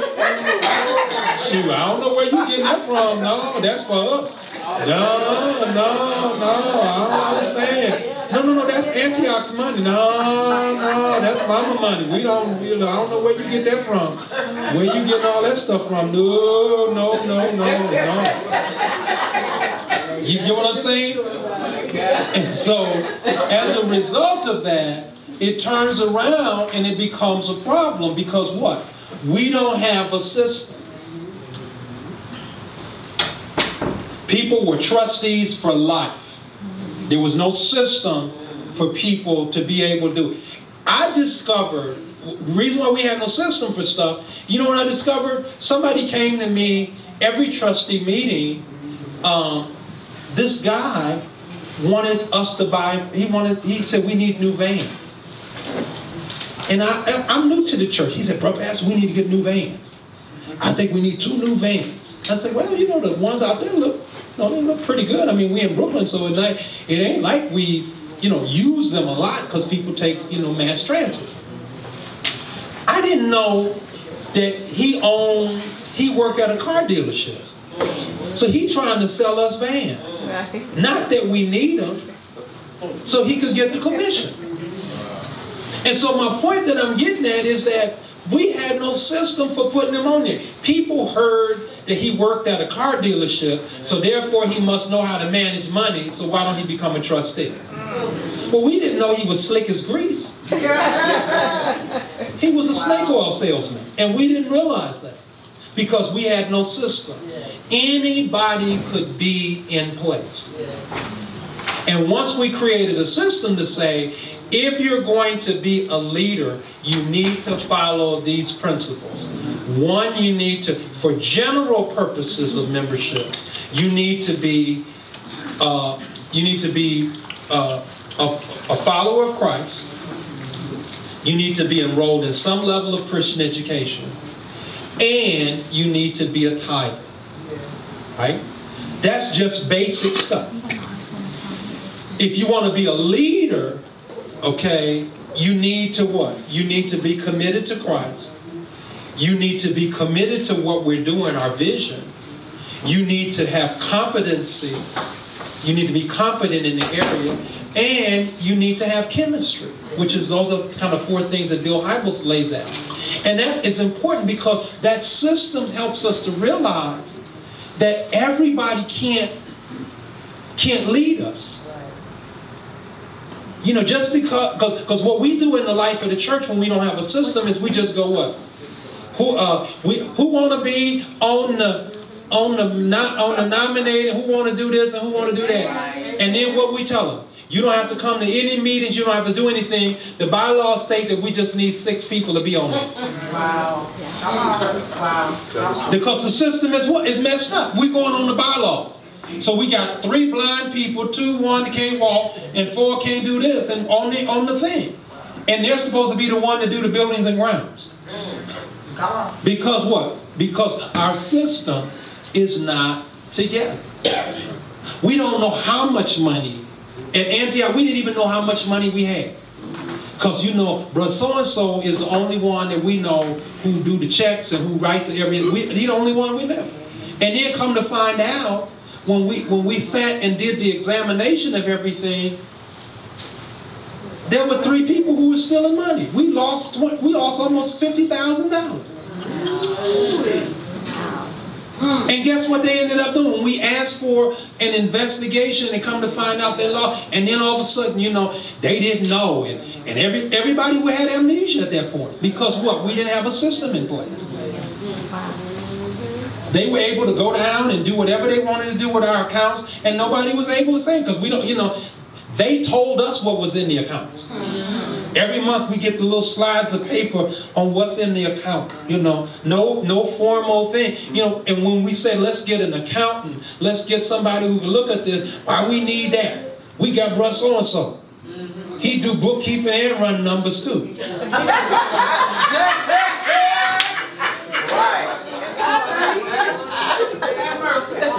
You all know what I'm trying to tell you.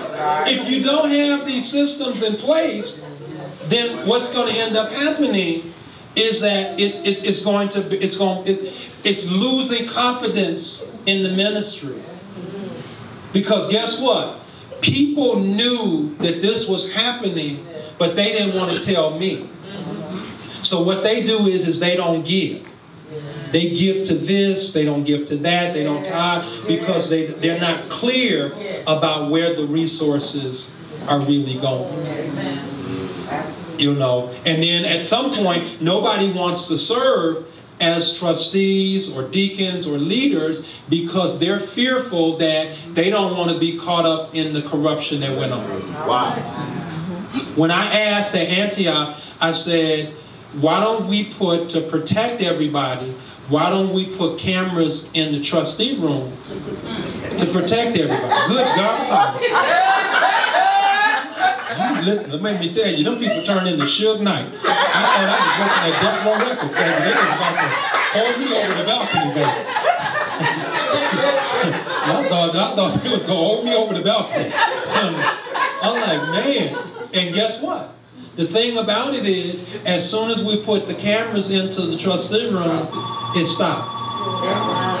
Not bad. Yep, it stopped. And I told them I'm even willing to put cameras in the office. You can put a camera in my office. Because I don't have nothing to hide. But the point I'm getting at is that what? We had to create a system that we were transparent. If there's no system for anything. Now, one of the things that's the hardest thing for us to do is to look at our systems. You know, because our systems have become antiquated. My father, who's deceased, he told me when I graduated from Harvard in '92, I said, Daddy, I want to take a road trip with my father. Now, my brothers didn't want to go with me. They said, you were brave to go from Wisconsin all the way to Atlanta with Daddy. Now, my father was kind of like a military man, black or white, never the color gray. In other words, I would say to my father, I said, Daddy, how come you don't have an alarm clock? And he says, responsibility wakes me up every day. I have a wife and 5 children. I don't need anybody to tell me to get up and go to work. All right, so you know what I'm working with, right? So we drive from Wisconsin all the way to Atlanta to see my father's favorite sister. He has 7 sisters in Atlanta. His favorite sister was my Aunt Dot. Her name was Doris, but we call her Aunt Dot. So we're going to see Aunt Dot. She moved to this new place. So we driving. So we get to the city limits of Atlanta, and my father decides to drive from there.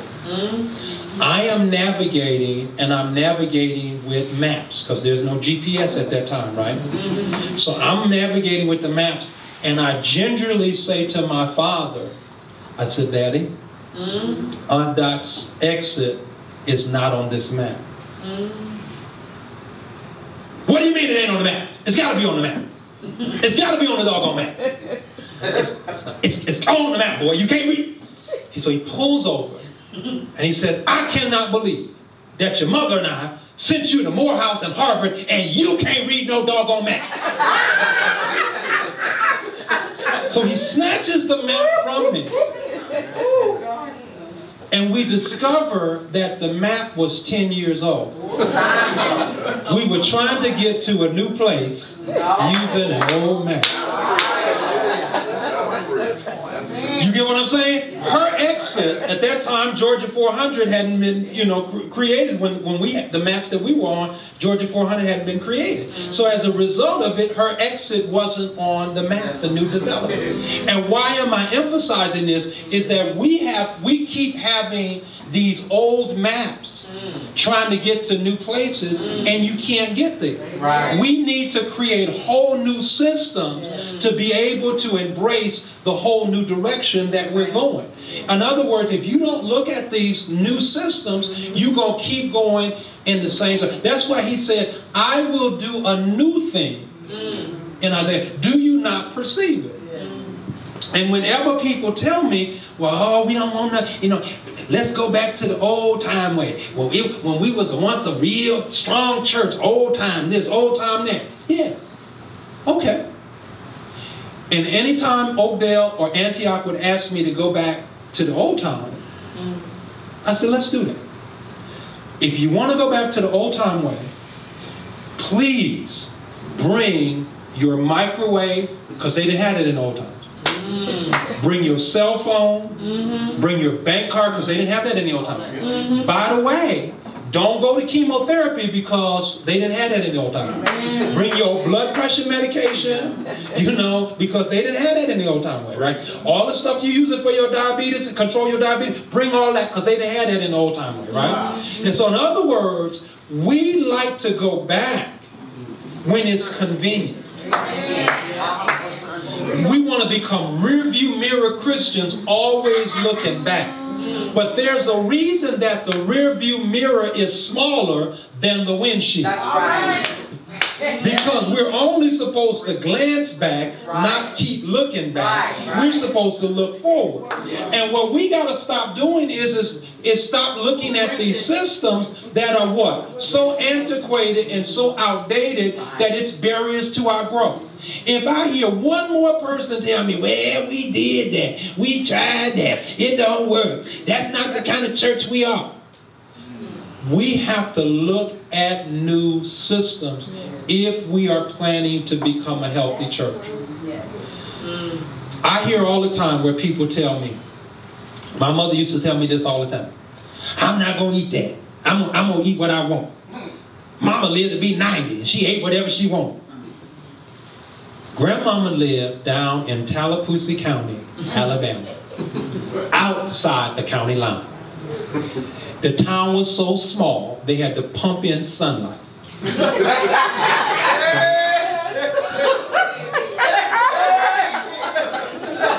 bus didn't even stop, it just slowed down and you got off, right?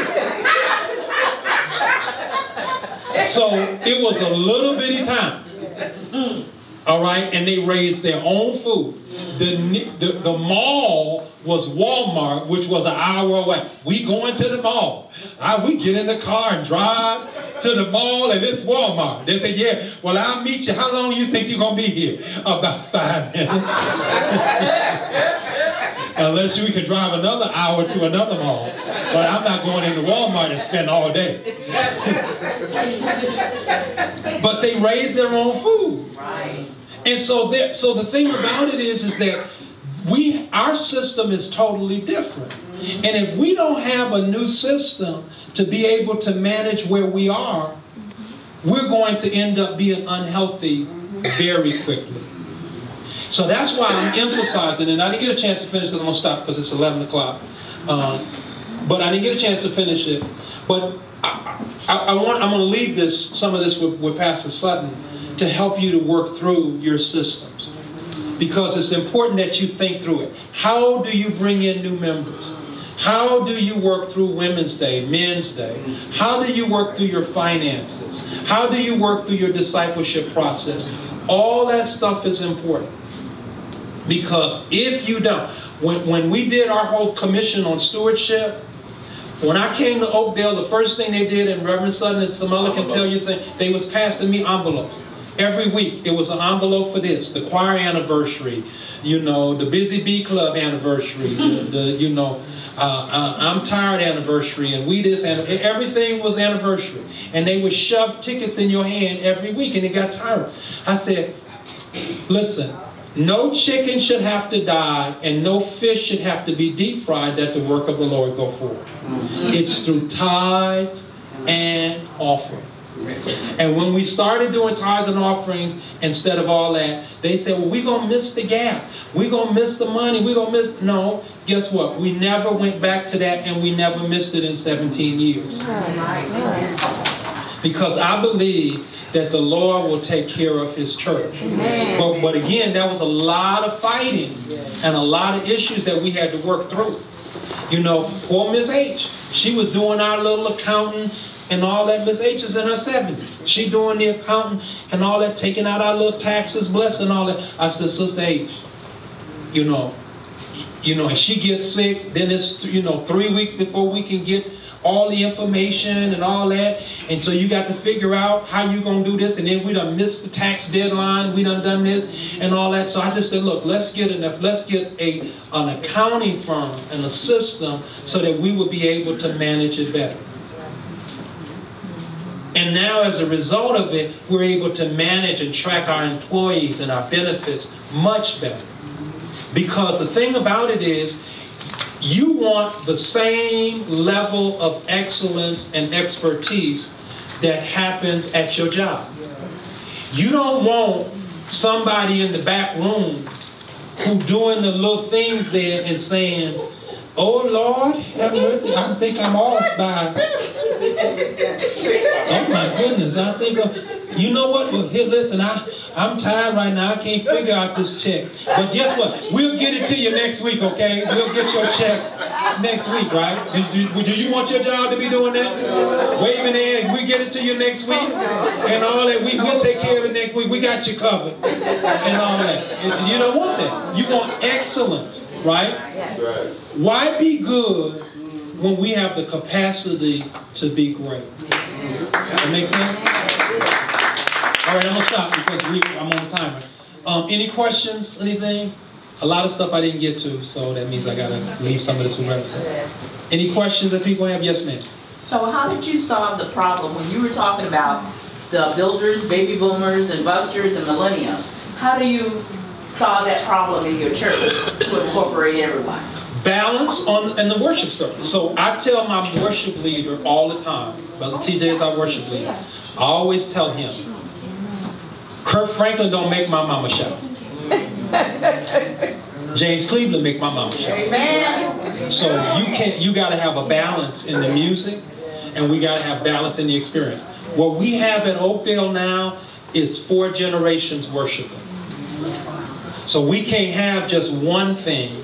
We have multiple people. Different Sundays? No, incorporate in the worship.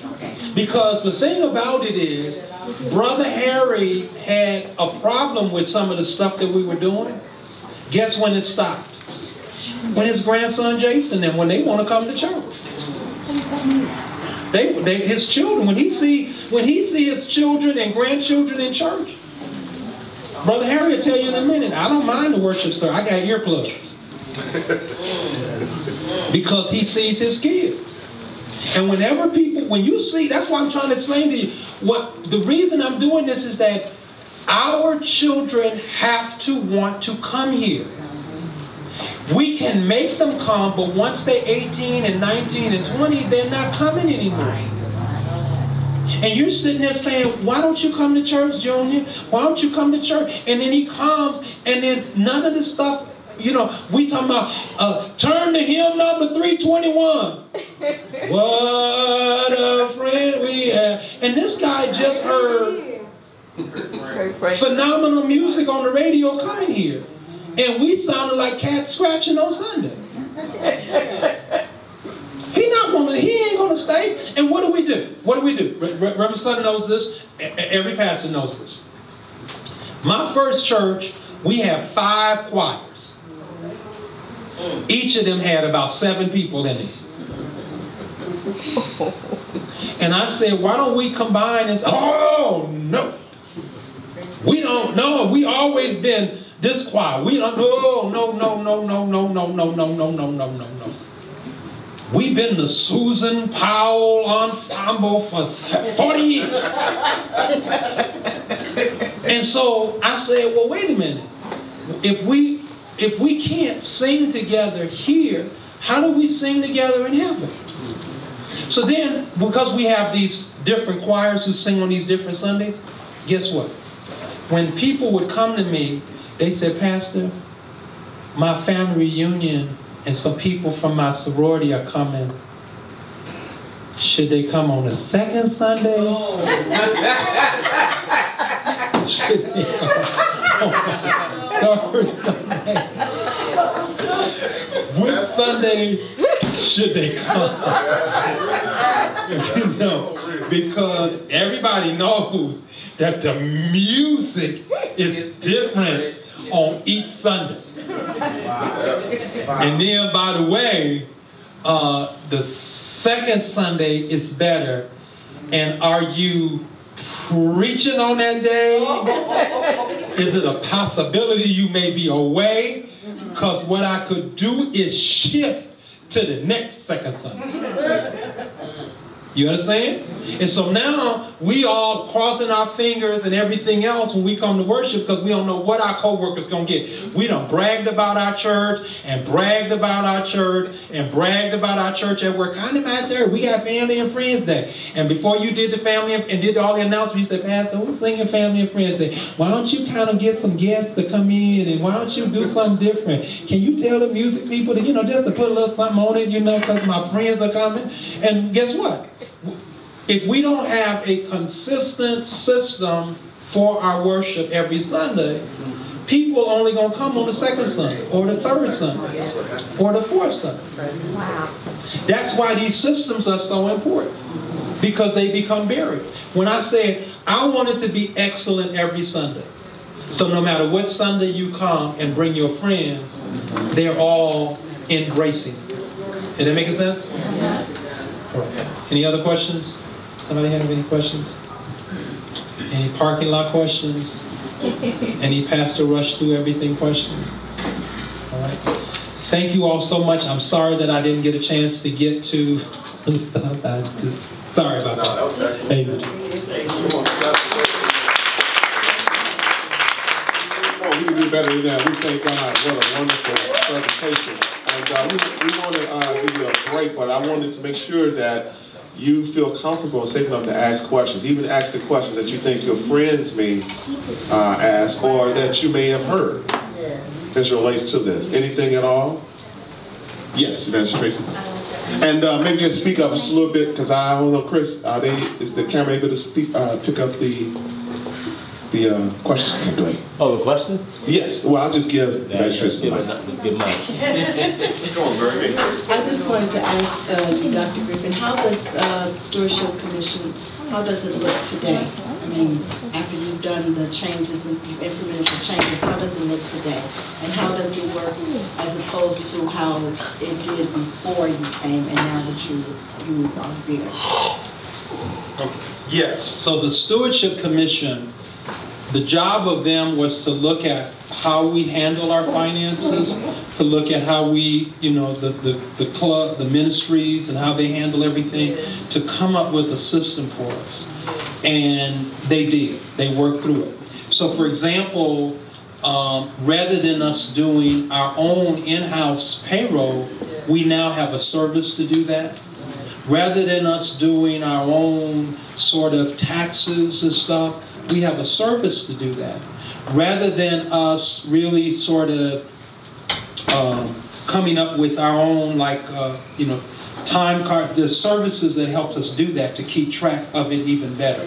We do have now, we can see our resources in real time. So because of the system, the way it's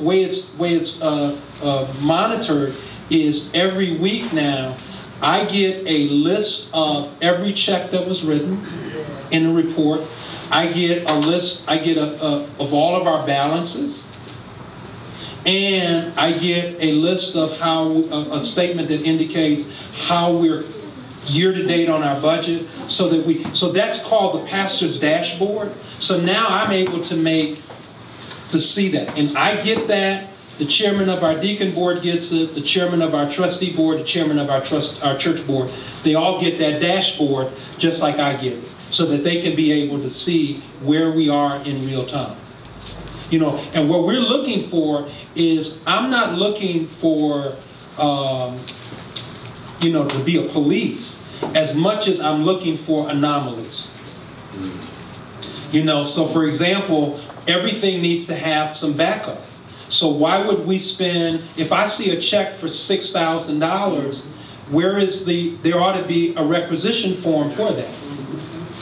In other words, somebody need to have signed off on it. It shouldn't have been, it was a bill and it was just paid, but there ought to be some level of people seeing it. It's just many eyes looking at it, because what you want to do is many eyes looking at it keep us all accountable. Locks are not for thieves. A thief is going to, if we put the lock on, a thief's going to break in. Locks are for honest people. So these systems are really for honest people. They're not for people who are demons and who are evil people, because they're going to try to overstep it anyway. But these are for people, this is to keep us all honest. And so now, It's transparent. Well, we can now come to a congregational meeting and we can see all of our resources. You know, and it's not done by this group of people. It's done by an independent accountant who now, whether it's good or bad, we can see it. So we do part of it, and then we send it to them to verify all of it. So the accountant will come back and say, no.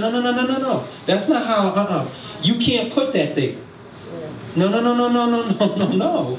You can't, you don't have enough money in the account for, the health care. You got to have that in there because the government said you got to have this amount in there. So now we have to be able, we're now in compliance. Where we want to do, we love the Jimmy rig stuff. Bootleg it all.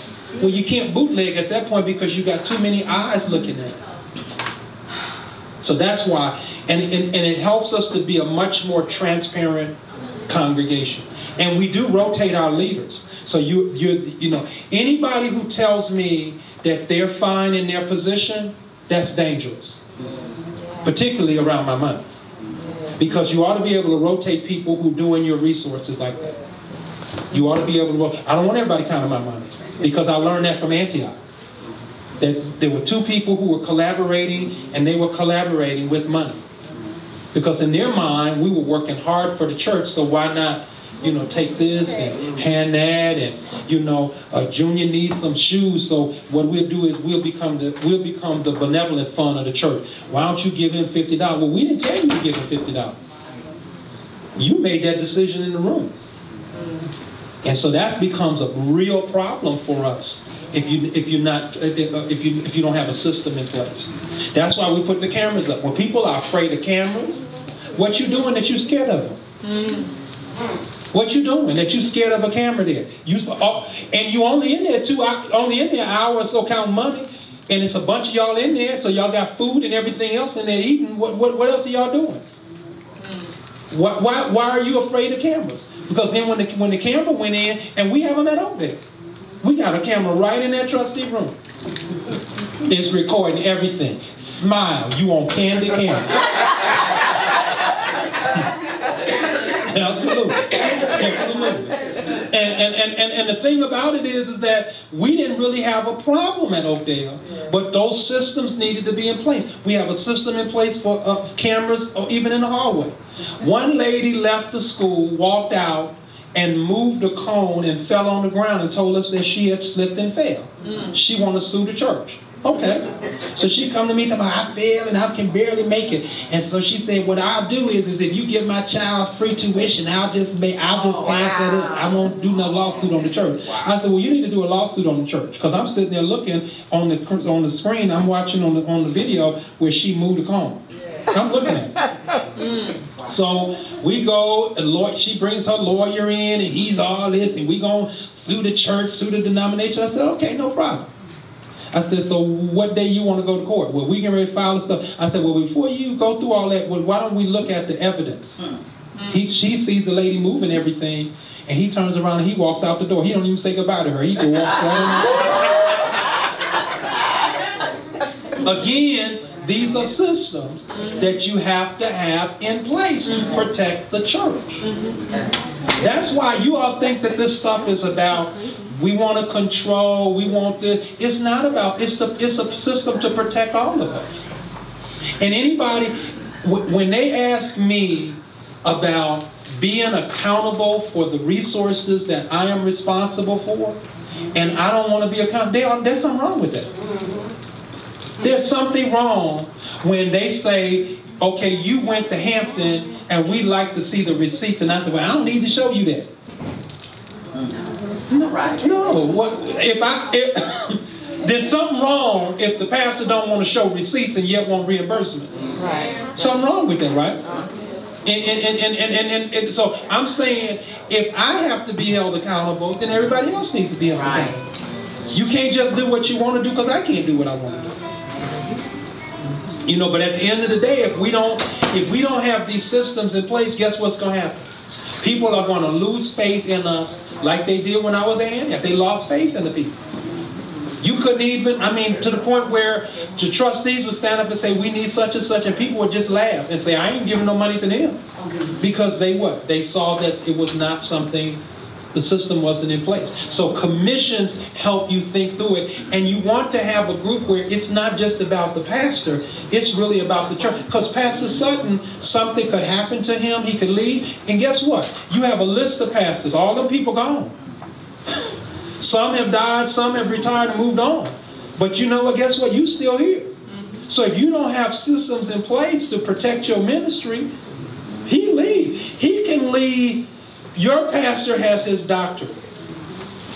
He can go anywhere. There's so many crazy pastors in this country that somebody will take this man in place of their crazy pastor. Easily. Right. And then we'll all sit and go, "Ooh, do you remember when Pastor Sutton was here? And we did, oh Lord, I certainly miss him." Because guess what the people at Antioch are saying after 17 years? We miss Pastor Griffin. He was right about those systems and all that stuff. Because the new pastor come in, he want a jet. And he want us to pay for this and pay for that. Yeah, good thing we had them systems in place. That's right. Because the new pastor came in and he thinking that he can just what? Go to the trustee room and get money when he wants. No, you can't do that. You can't do that. You can't just go in and grab the, grab $500 because you want it from the. You can't do that because the system is in place that prevents that from happening. And so they run off this pastor, another one come, and all that. But the church is able to stay intact because they have systems that protect them. All right? Does that help? Anybody else? Wow. Any other questions? Wow. Question. I have just a piggyback on what Pastor said. Never forget when my first year here, I walked in and I said, "Wow, there's no alarm system in here." Anybody remember that? Y'all don't remember that, do you? Y'all think I'm lying? No alarm system. So someone said, "Oh, Pastor, I don't need an alarm system." One time we left the door open and one of the neighbors came over and told the door was open and informed Deke that door open. They came and locked the door. I said, "Oh, wow, really?"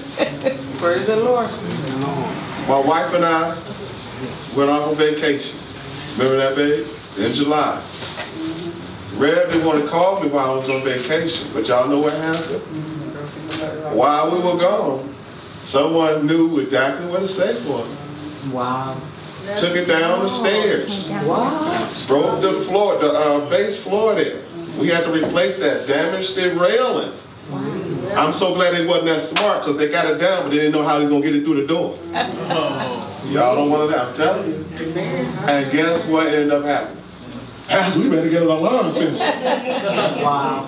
What I'm trying to say is, if you all hear what Pastor is saying, we want to have the systems in place for preventative measures where we are proactive and not reactive. Right. Do you understand what I'm saying? To prevent the fire, the fire department is out there, but you don't want to have to depend upon the fire department to put the fire out if you could do some things to prevent the fire from happening in the first place. Am I right? And sometimes the philosophy of the church is, well, we got a fire department. So if anything happened, they come and put out the fire. Really? We don't want to do that because there might not be anything left after the fire. Do you follow? And so that's why I think it's so, powerful what Dr. Griffin is presenting. And maybe you can just give God some more praise for that. But hardly anymore. We're going to go into break, but I think this is a God moment. And we really, and I'm so glad it's being recorded. Yes. But are there any other questions as it relates to what was just spoken? Yes, Evangelist? Yeah, that's not a problem. How long did it take for Oakdale to transition from being a church that had all these different fundraisers to becoming what you mentioned about just tithing and giving? How long did it take? What was the transition? It took about a good 6 or 7 years. So it took quite a while. Remember, change takes time sometimes. And so it took a while for people to get it and see. But what we had to do was we had to be committed to the process. And not everybody was on board. There was a lot of inner fighting about it because, again, there were people who benefited from us being broken. So they benefited from it. You know, again, I didn't know that people made money, you know, off the church. I didn't know that, you know, they raise money for their different ministries, and, you know, they get a little cut and this one get a little, I didn't know that. And I thought that, you know, people saw this as a sacred place. You know, I didn't know that, you know, they raising money to go on this trip, and the trip is $300. They charge everybody $350 so they can get a cut for themselves, and the church don't get anything, and we got to pay for everything. I didn't know people did that. But if you don't have systems in place, you can't pick that up and you can't track them. So that's why this stuff, again, it's not about people, you know, and I know people thinking, well, we do this because, you know, it's about, we don't have no control. The goal is to give you control of your church so that you could participate in it. Because believe me, I do this all over the country. And those churches that do not have those systems, who are much bigger than Bread of Life, those churches are struggling because, again, they have no system in place. And it's going under. And you know, we have family members who have churches, and you don't went to their family and friends day, and you the only family and friend there because there's nobody there. There's nobody there. And believe me, again, you have pastor can leave. He can go anywhere. I mean, he's not out of options. You know, and so what do we do to help him feel comfortable in staying? What system do we create? Not that he's controlled of, but that we're in control of. Because you have to have the control, and you have to be, but see, don't ask him to be accountable for stuff when you don't want to be. Because everybody wants, and here's the thing that we learned, and Dave and Samela can tell you this, at Oakdale, everybody was applauding the system until it was their turn.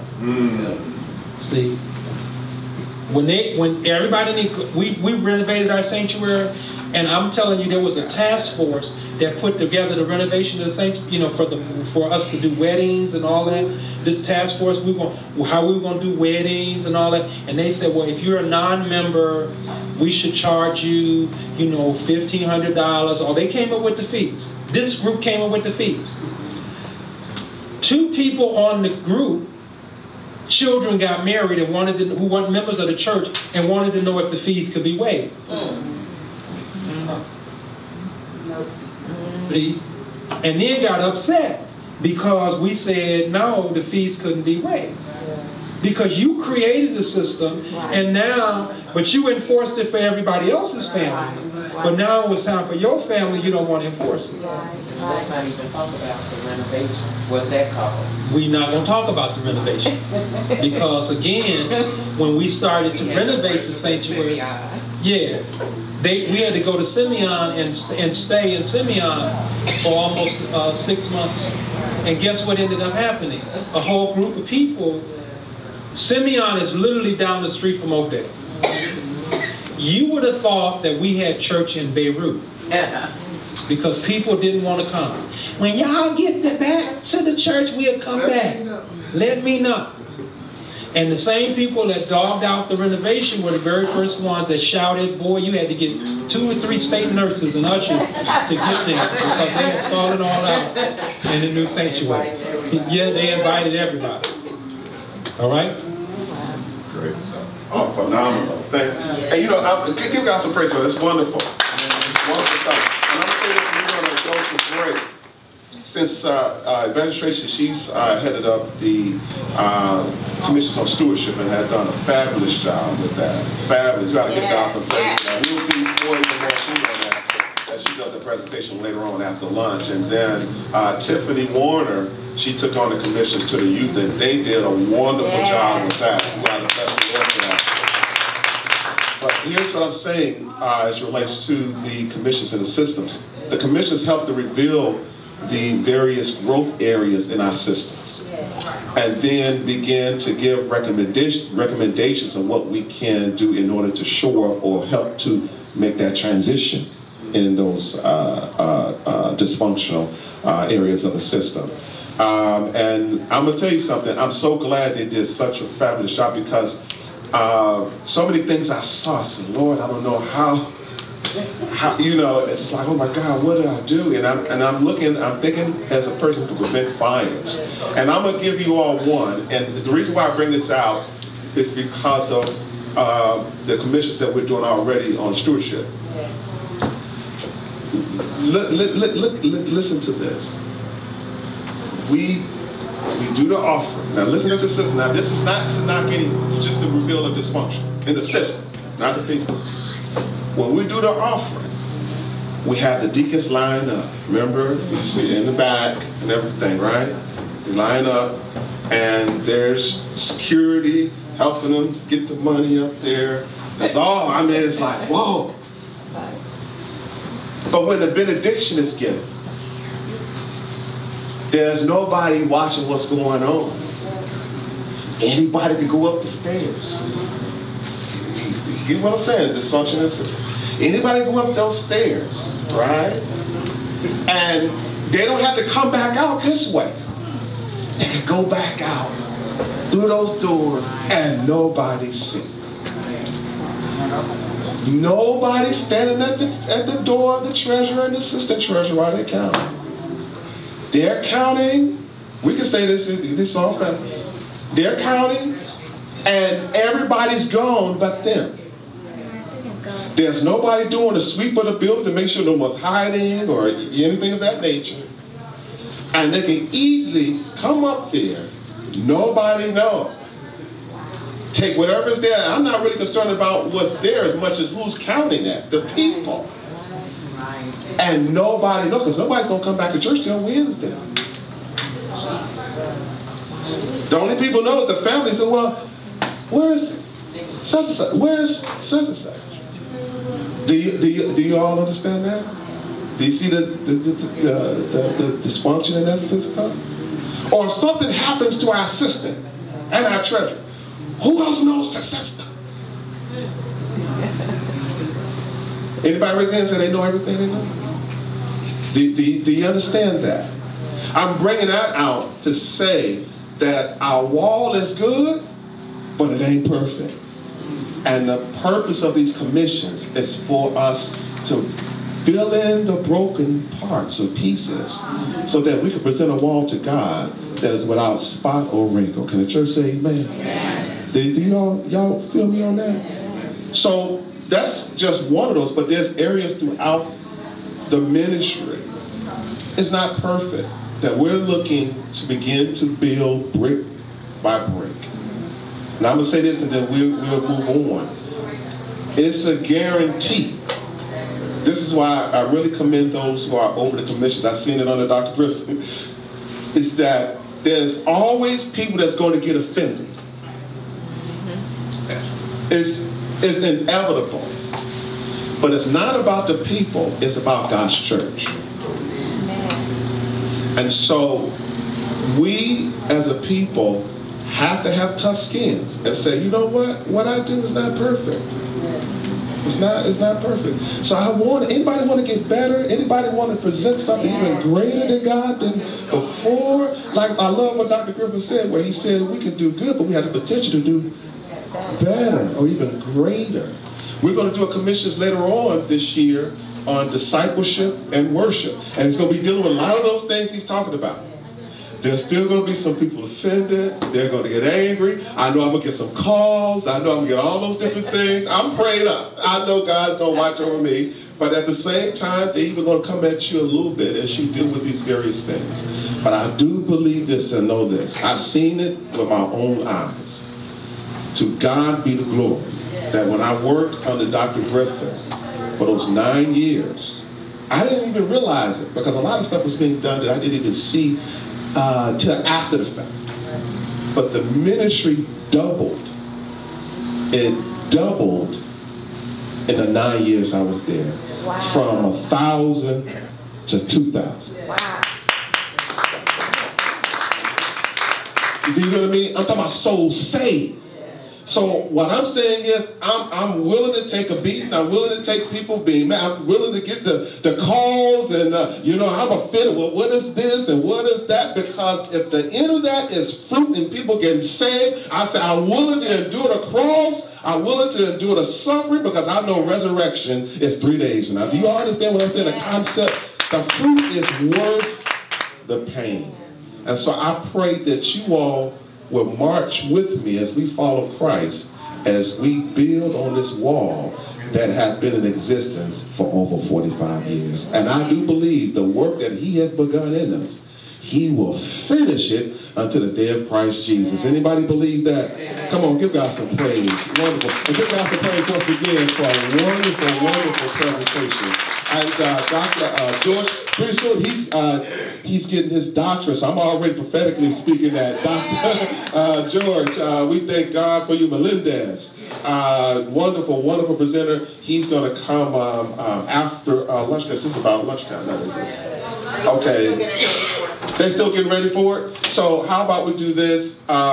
We take about a 10-minute break, and then I'm going to ask for Evangelist Tracy, and I think there's a representative for the youth commissions to come and give their presentations at about 11:45. So I thank you all for bearing with me and having such kind attitudes and being receptive to it. So anyway, the thesis main objective was to look at how we make disciples.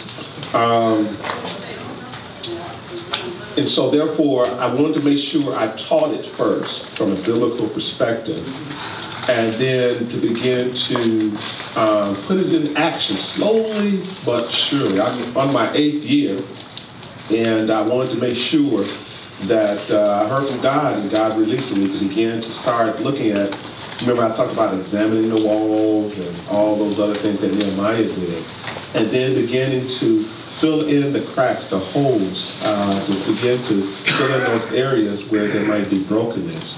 Because one of the things I want us to know and to realize is if you allow a crack to continue, all it's going to do is just grow. And so looking at how we can fill in those cracks, and I always tell of this story when my wife and I was in our first house. After a period of time, we was hearing like bees in the walls. And then figure out where the bees coming from. As a matter of fact, I started when I was downstairs in my cave room, my caveman room, you know, the TV and all that stuff. My man cave. I know I got it back. It's caveman. Well, really, it's like a caveman in the man cave. I want to be like a caveman and like leave me alone. Okay, but in the man cave, I started noticing bees flying around and dropping and dying and stuff. We couldn't figure out what that was about. Looked up in the vents and I seen more bees. And then I started hearing noise, and then there was noise in the wall like this. And make a long story short, when I had the exterminator to come, he said that really you needed tuck pointing. The bees were able to get in between the brick wall and the inside wall, or the drywall, and begin to make their nest. So obviously we had to kill those bees, and wow, that was, you know, to hear all the bees roaring and buzzing all in those walls. It was pretty rough. But thank God that they were dead. And then what we had to do was make sure that we sealed up those cracks. They call it what? Tuck pointing? Tuck pointing. And so really that's what the commissions are like, is point tucking, right? Tuck pointing, where we begin to seal the broken area so that the enemy can't get in. Can the church say amen? And so the commissions is helping us to seal those cracks and even to build on what we've been doing for over 45 years is how can we do it even better? Okay? And so the first two commissions we dealt with was the commissions to youth and the commissions on stewardship. Towards the end of the year, we're going to look at commissions of discipleship as well as worship. And that's again looking at the systems. You follow me? And how it's working within our fellowship. Can the church say amen? So I'm going to ask for Evangelist Tracy to come and just to kind of give an update of what their findings were and the recommendations and their experience. And then we'll turn it over to Claudette, who's representing the commissions for the youth.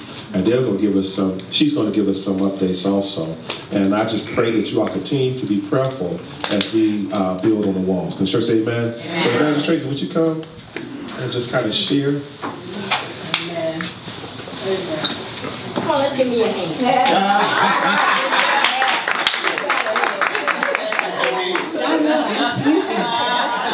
I'm sleeping, so I asked Pastor, I said, Pastor, how depth do you want me to go on this? Because I'm really sleepy. And I don't want to be standing up here asleep because I'm not prejudiced. I fall asleep on everybody, anybody, anywhere. Amen, somebody? So, but anyway, just to bring everybody up to speed where we are with the stewardship commissions, let me kind of back up so you can understand why we are where we are. When we first started, the first thing we did was look at the system the way it is. And then we came together and we gave some feedback on the things that we saw. Then we came together and we looked at the system to see what we didn't see, meaning things we'd like to see implemented in the system. Then we wanted to get the feedback of the congregation, because while everybody may not have been selected to serve on a commission, we wanted everybody's feedback, because this is your church. It's not the pastor's church, not my church, it's not the commissions group church, it's our church, amen? And so we got your feedback, we heard you loud and clear, and based on the results that we got back from the surveys, what we're going to be recommending to the church is that we, well, one of the things was we implemented online giving. So you can right now give via text. You can even download the application on your phone, PushPay. Forthcoming, you'll be able to go online, because we're going to have our own website. Amen, somebody. We're going to have our own website. And it's going to look just as good as Oakdale. And tell Pastor Griffin, you're not going nowhere until the Lord says for you to go. So don't say that no more. But anyway, y'all know he always say, if y'all don't treat him right, you can send him back. He ain't going nowhere until the Lord get ready for him to go. Amen. Come on. But anyway, so we'll have our own website. You'll be able to look at pastors' messages. You'll be able to give 24 hours a day, 7 days a week, 365 days. And the website will even be set up where you can give to multiple things. Like, for instance, if we do the banquet, you'll be able to purchase your tickets. I'm just giving an example. I don't know how they're going to be set up. I'm just giving you an example. Or if you want to give for Black Church Week, you can go online and give for Black Church Week. However you want. But anyway, and so we heard from that, so we've implemented online giving so that we can increase the way we give. And as we've been saying from day one, we want people to feel comfortable in how they give. So if you give via check or if you give via cash, that's fine. That's good. But we just want to open it up, as Pastor said, we want to be the church for everybody. From the 95th-year-old person to the 15th-year-old person, amen?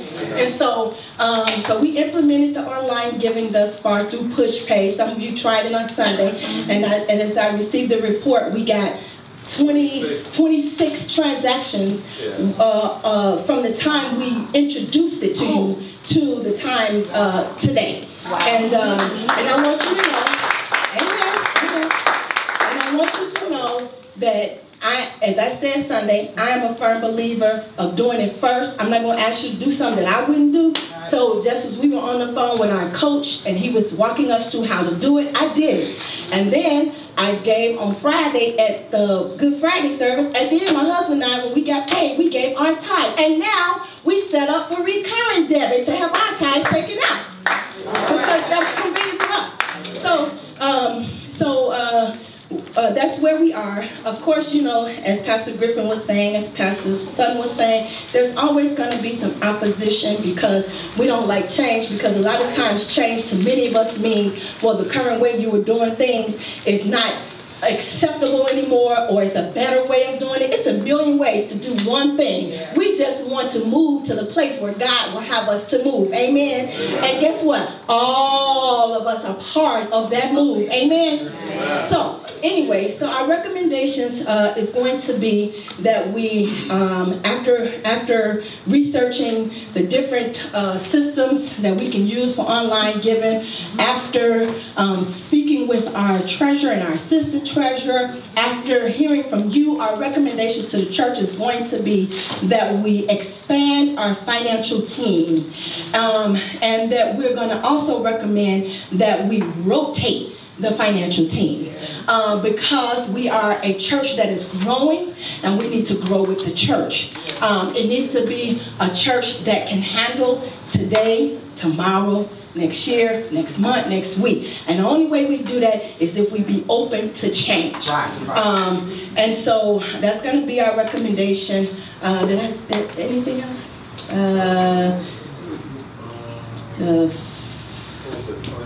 Oh, yes.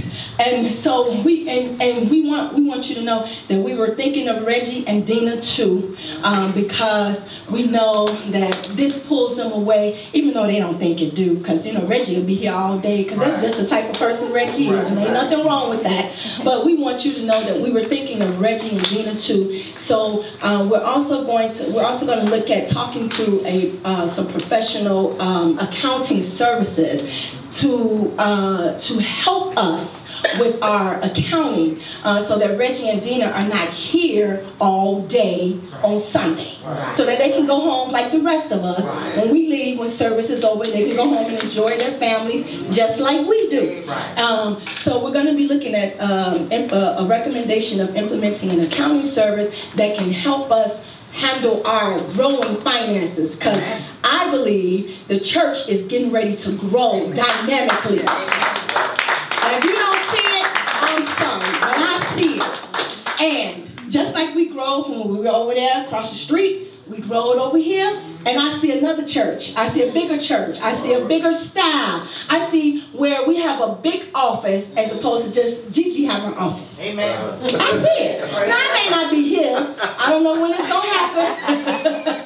But, amen. I mean, that's how God does. But that's how God does, isn't it? Yes. I mean, He does. So those are going to be our recommendations.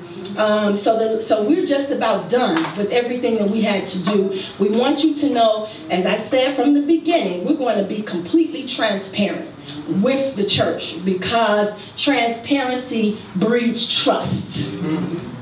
So we're going to be completely transparent with you. We're going to give you the report of everything that we did, of everything that we collected, our research and everything, so you will be very well informed of how we got from point A to point B. So if you have any questions at any time, feel free to ask anybody. We will be here to answer your questions. And I'm going to echo what the pastor said, because I'm also a firm believer that if you don't believe in the system, don't badmouth it to other people, as some of us have already done. Please don't do that, because that's a reflection of our church. That's a reflection of you, and that's a reflection that you don't believe in the system, a part of the system that you are part of. Amen? Amen. So just continue to pray for us. We have one more thing on our list to do, that is to talk to the professional services about helping to bring in a service that will help us with our payroll and stuff, so that our employees can have direct deposit. Say amen, Sister Linda. Amen. And other things that, you know, we enjoy at, you know, a for-profit organization. So just keep praying for us. We have grown, we have learned so much, and I personally thank God for commissions from the standpoint of it gives everybody an opportunity to give their feedback and not offend people. Because sometimes at the business meeting, you want to ask questions, but you don't want to ask them because people are going to get offended. Now you can ask whatever questions you want through the commissions, and nobody even know you said what you said. That's why we said when you do the survey, we don't want your name. We just want to know how you feel, because that was valuable to us.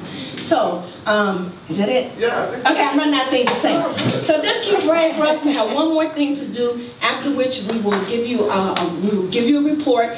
And again, if you have any questions, feel free to ask. If you need some assistance with doing push pay, ask that question too. It's so easy, so easy. Yes, Sister Glenda.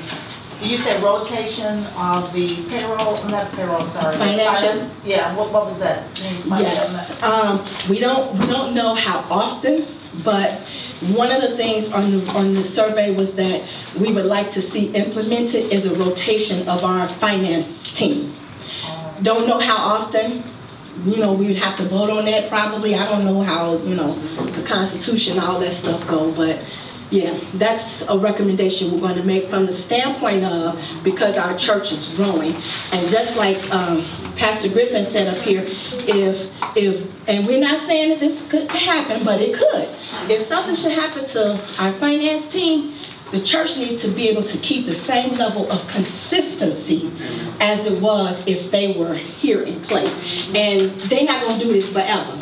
I'm sure Reggie gonna want to retire and get him a boat and drive down south somewhere and retire. And Dina gonna want to retire with her husband, maybe in Hawaii. So I don't know what but we just want to be in a place where we can still grow, and that's what you do. I mean, because at a corporation, that's what they do. They have a team of people, and it changes. So you got to roll with the punches. Amen. Did I answer your question? Yeah, I know it's a lot of the stuff like qualifications. Oh, whether they be bonded people. Yes. Oh, yes. Oh, yes. It's gonna be thorough. So if you got some bad credit, you need to clean it up. I'm just kidding.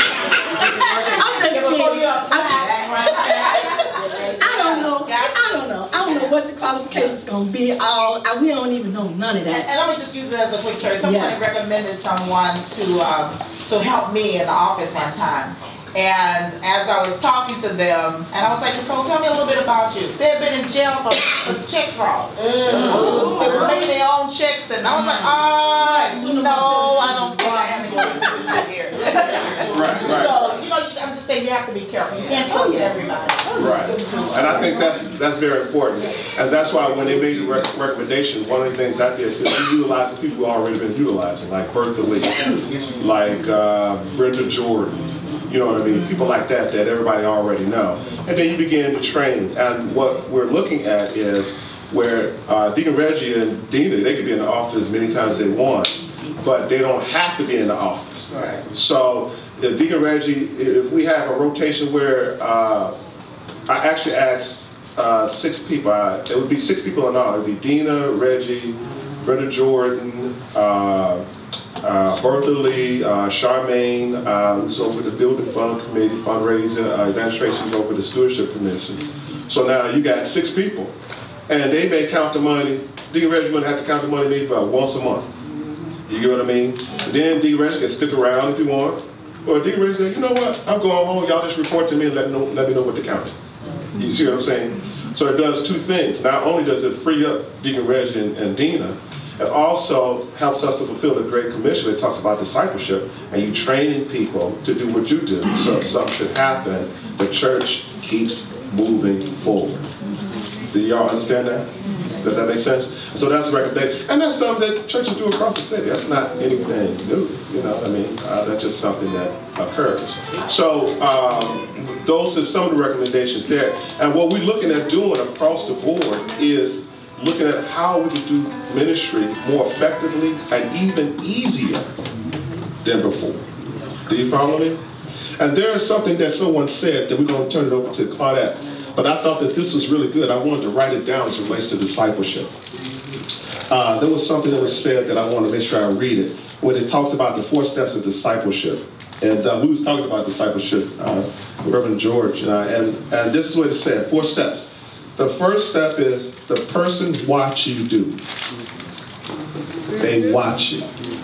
So since we on the treasurer, the people watch Deacon Reggie and watch how he does it. And then you and that person do it together. So Deacon Reggie, have that person, okay, you count along with me. This is what I do. You get what I mean? Then you step aside and watch the person do it. Right. So Reggie step back, okay, and just kind of supervise and see how they're doing. Right. Then after that, after that person is trained, then Reggie will go and train another person. So now Reggie got a team of people that has his heart and compassion and his skill set. Do you follow what I'm saying? And that's discipleship making. Dr. Jemison said this, my pastor, some of you all may not know, a father in ministry gone home to be with the Lord in 2011 who poured into me. He said, our main job as leaders, listen to this, our main job as leaders is to train ourselves out of a job. Yes. If you're the only one that know how to do what you do, that is not the gospel. You can find no scripture in the Bible that says you hold on to it till you die, and then somebody else have to look for somebody to do what you do. You won't see that in the Bible. The Bible says go and make disciples. That's what Jesus said, and that's a command. And can you just wake that person up next to you and say, that goes for you? that goes for us all. So now I'm going to ask Clyde to come to kind of give a report for the commissions, and then I'm going to introduce our next presenter. Amen.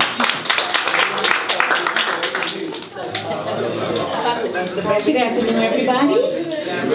Tiffany Warner wanted to be here, but she had prior commitments, so she asked me to give the results of the brainstorming that took place after the survey. So, excuse my reading what she sent me, okay? Okay, she says, per result of the survey, the youth would like to be a part of the service that is geared towards them.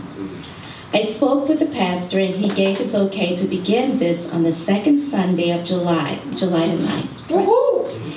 Okay, our ultimate goal is to have every second youth focused only in the youth service, but for the youth time. I think that's second Sunday. Okay, ideal for a theme is Jesus is my superhero. All kids will wear superhero shirts of their choice, dress down on Sunday, congregation participation. Possible setup for the service will be youth devotion, youth praise team / choir, and then spoken word / rapper or skit or dance.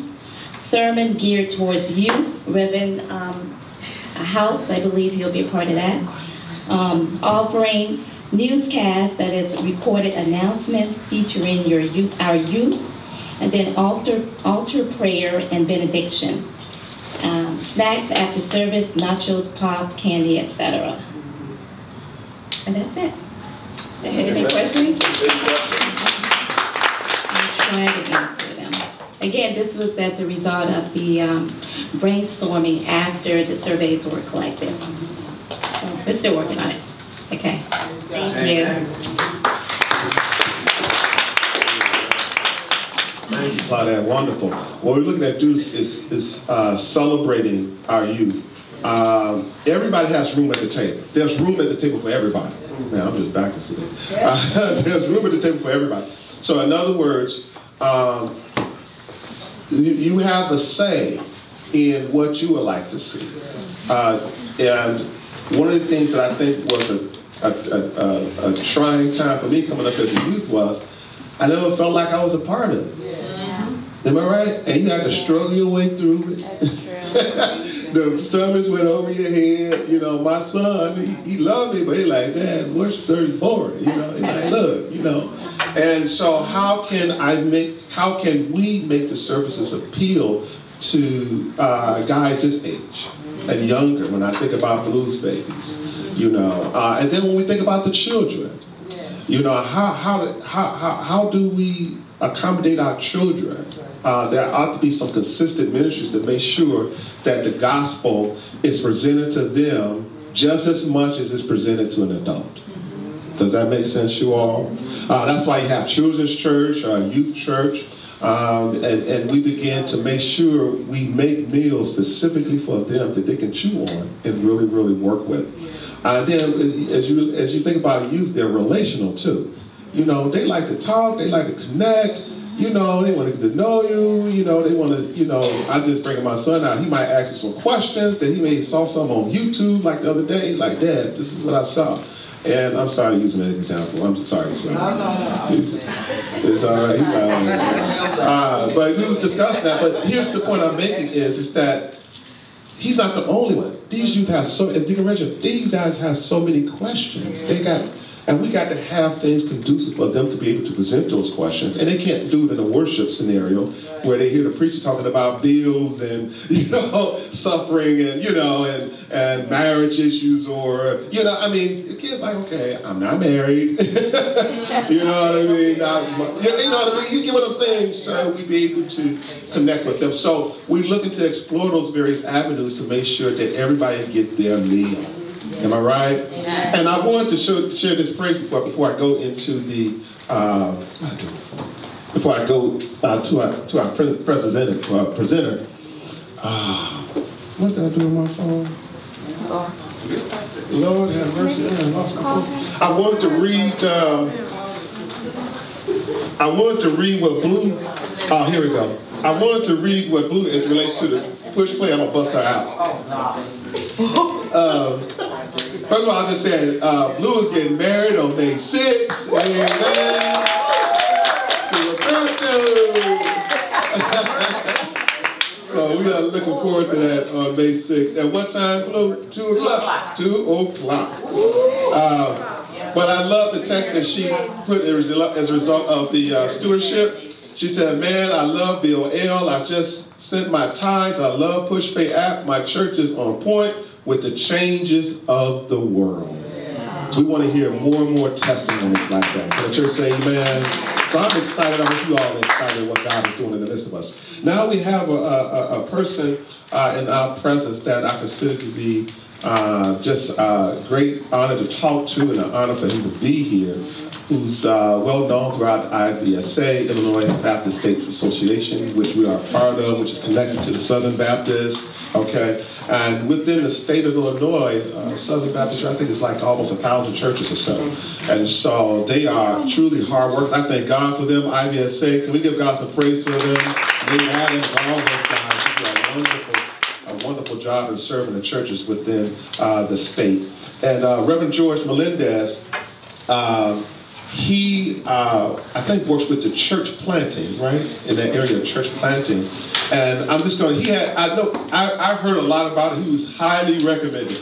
And he's very humble because he has a very short bio, but I'm going to read it.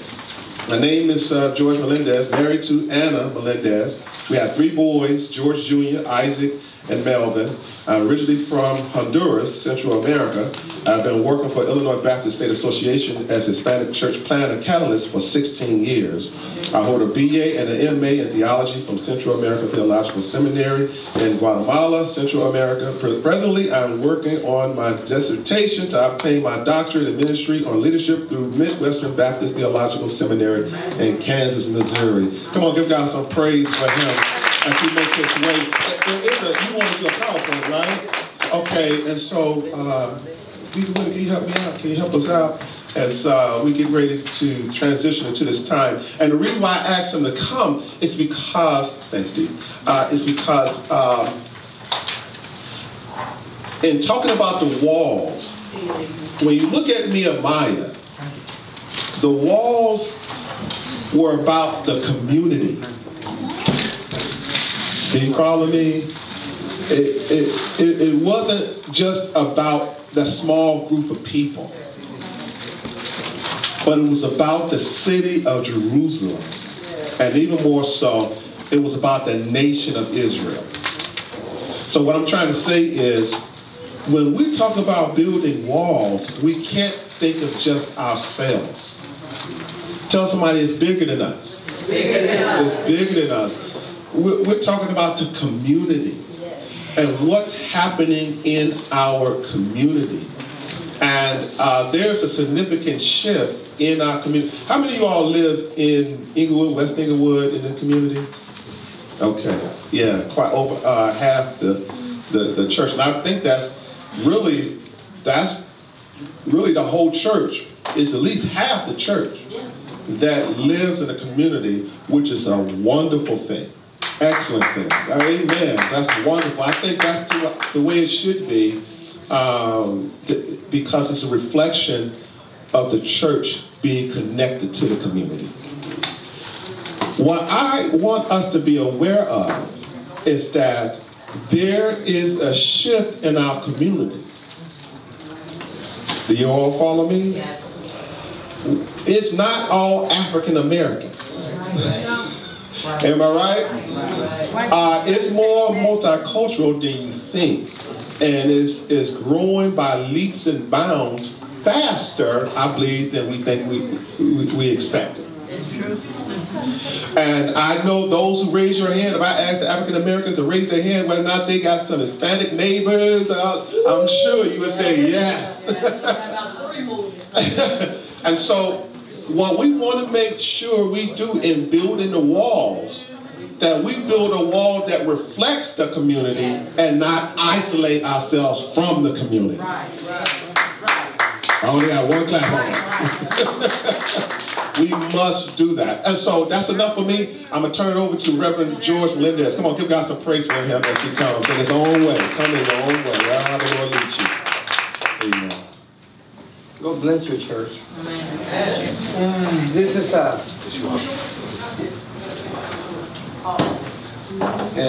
an honor to be with you. You know, I've been in this community for almost maybe 10 years.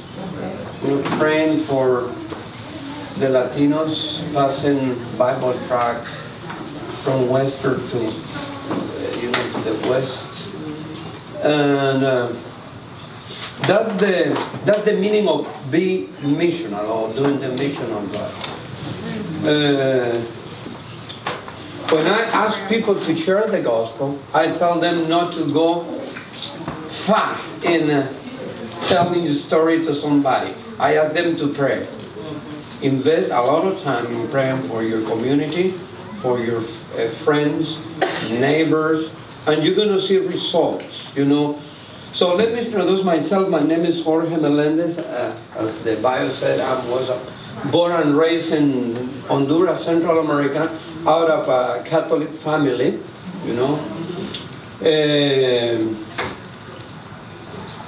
I was raised in kind of said a dysfunctional family. Everyone is dysfunctional, no? Right. Everyone. Right. But I mean, from divorce, parents, trying to raise their kids. But thanks by the grace of God, they send us to a Christian boarding school, and so we came to the knowledge of Christ as a Savior when I was 30 years old.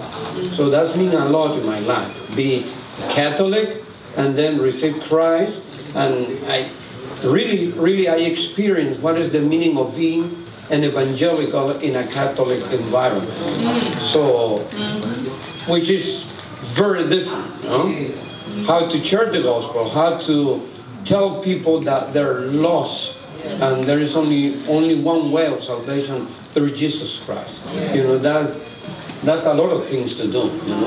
Let me do something here. I need to put a password here.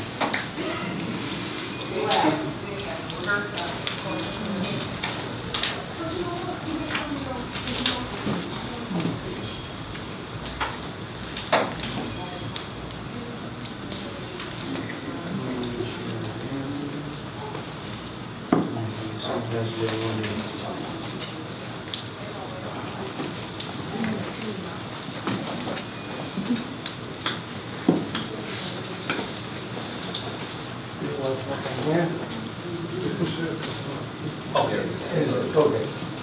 So that's part of my testimony, I got married when I was 26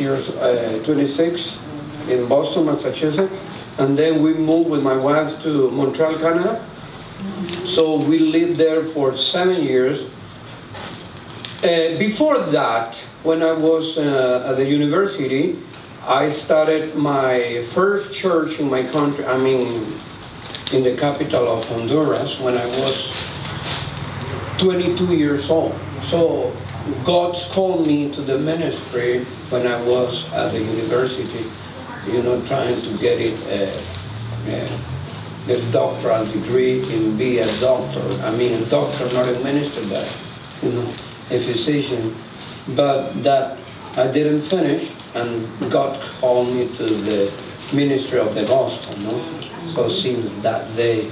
So then we moved down to Guatemala City, because the seminary there is in Spanish, and there is good tuition, and is accredited.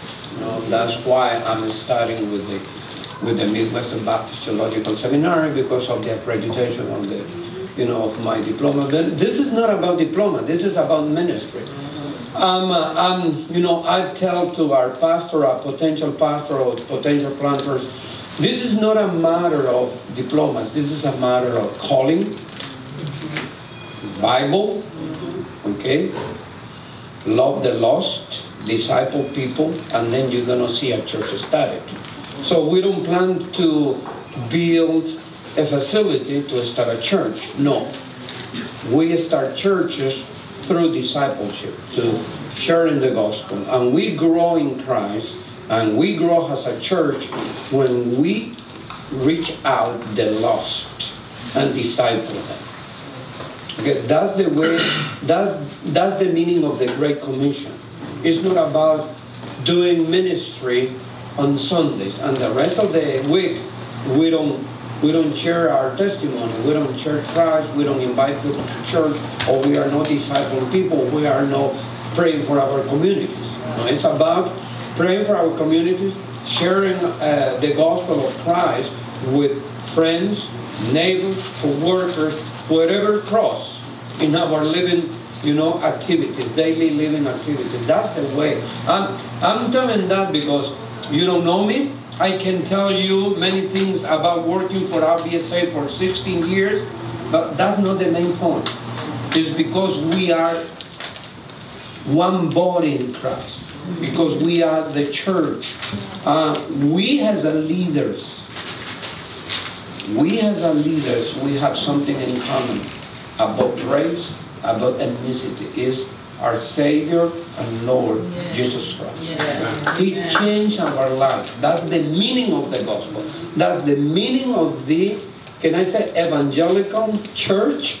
Really? Sharing the gospel. This is not about being Baptist. This is about being a believer, sharing our faith with Christ. I'm not an evangelist. I'm not. But one thing I do for sure is try to share the gospel with people. A Bible tract, say hello, how are you? Anything in order to share. To share the gospel with somebody else. That they may know Christ. So, with that introduction, this is the ministry of the church planting. So we have this kind of mission statement.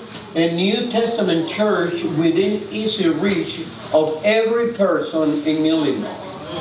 And we do 4 things. We discover pockets of lostness.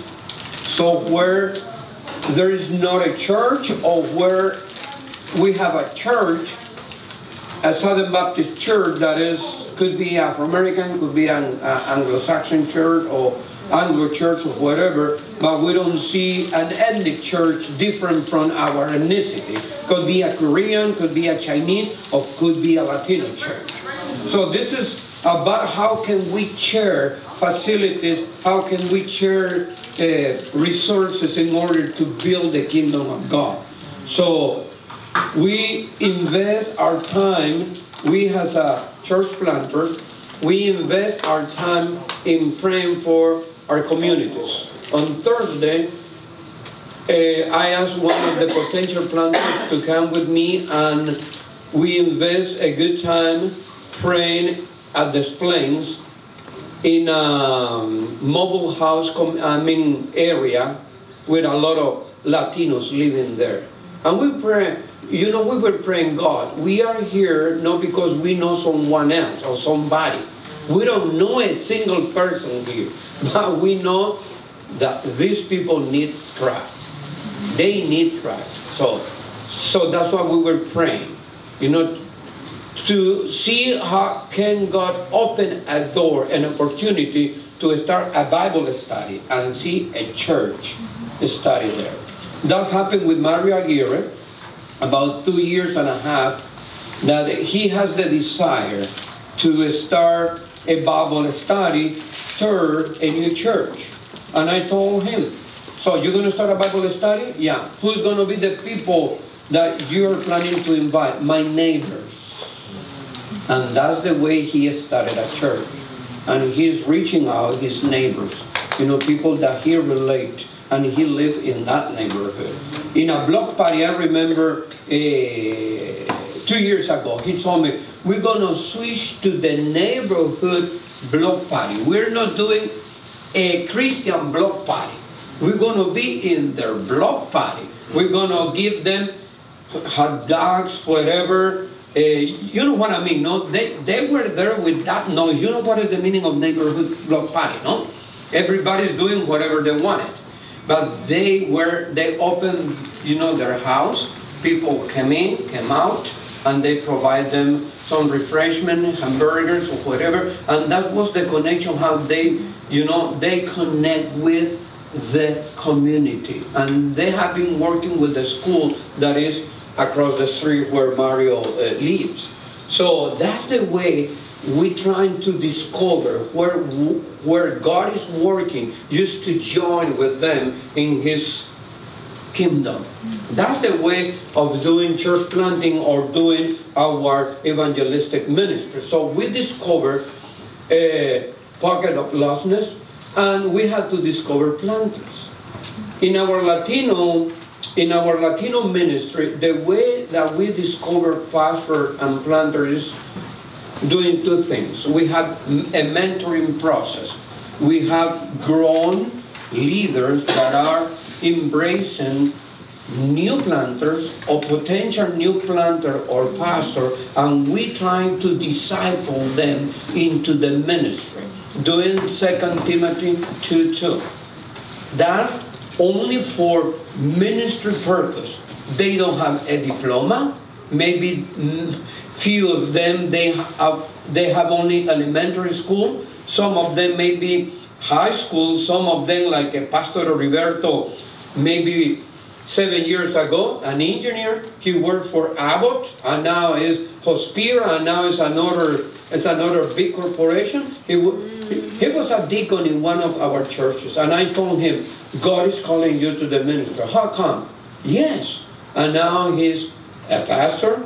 He's a vocational pastor, and he has a growing church in Waukegan, Illinois. About maybe 70 and 100 people every single Sunday. And he's preparing his church for a big evangelistic event by August. He's going to bring an evangelist, but he is praying, fasting, preparing people, training his people how to share the gospel. Why? Because we train them in have a missional mind. The church exists to reach out the lost. That's the only way we can progress or make advancements in the kingdom of God. That's the only way. So we discover potential planters, and we are still discovering many of them. People that they don't know how to do they don't know how to plant a church, but we are teaching them how to do it, by the Bible principles. So we design strategies for what? For reach out the lost. Strategies, how can we plant a church without a building? That requires from us, like Mario Aguirre, when he started by doing subgroups. Last year, he multiplied himself in 4 leaders, including women. You know, having a Bible study and coming together on Sunday. That's why they're looking for a space, because there are many people already. Through what? Through a different strategy, designing the strategy that's going to feed to that community, to that Latino community. So we develop leaders, we develop strategy, we develop material, we develop what is needed in order to plan a contextual church. And then we deploy those new planters to the ministry of church planting. That's what we do as IBSA. Every member of our church planting team is doing 4 things in order to see more churches being planted in Illinois. Southern Baptist churches. More generally talking, because I'm assigned to the northeast of Illinois, but I had to deal with the churches in Urbana, with the churches in San Luis, Illinois. I had to deal with the churches in Springfield, Illinois, or Quad City. So that's my privilege to serve those guys, to serve those planters too. So let us go to the next slide. So I'm going to talk a little bit of the Latino population in Illinois. If you see, we have we have 2.2 million of Latinos.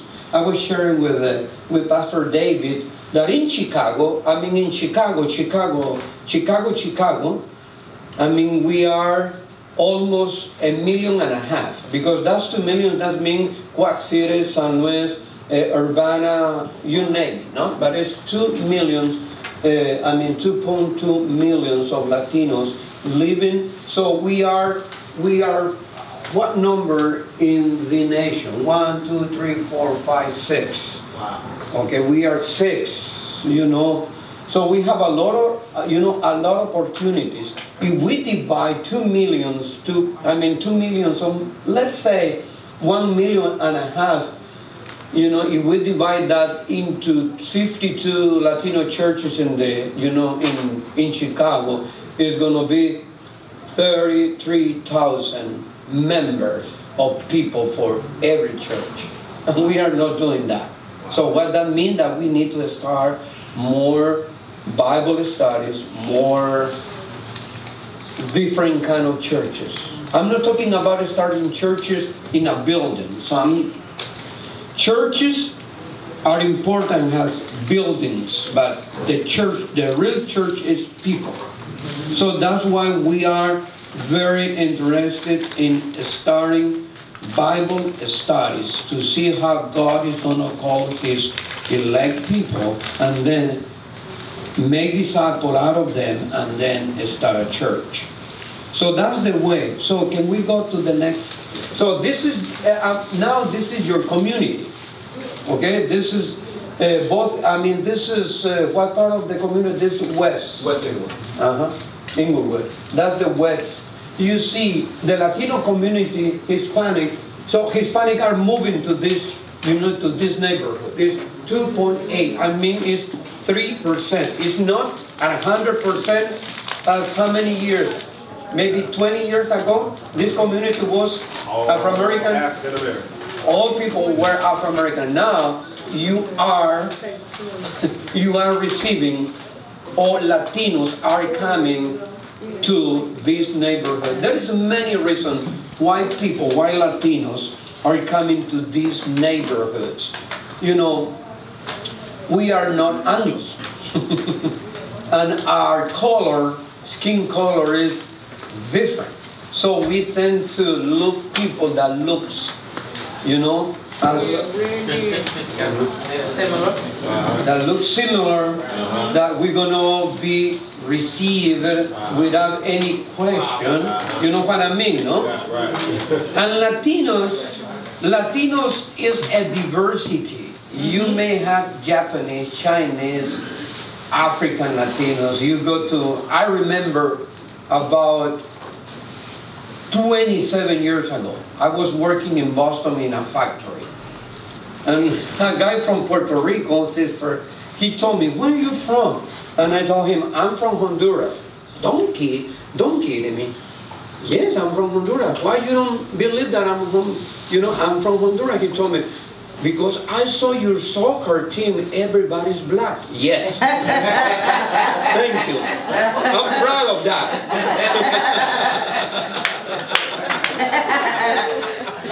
So Latinos, Latinos is a diversity. That's why we are, we can go even to,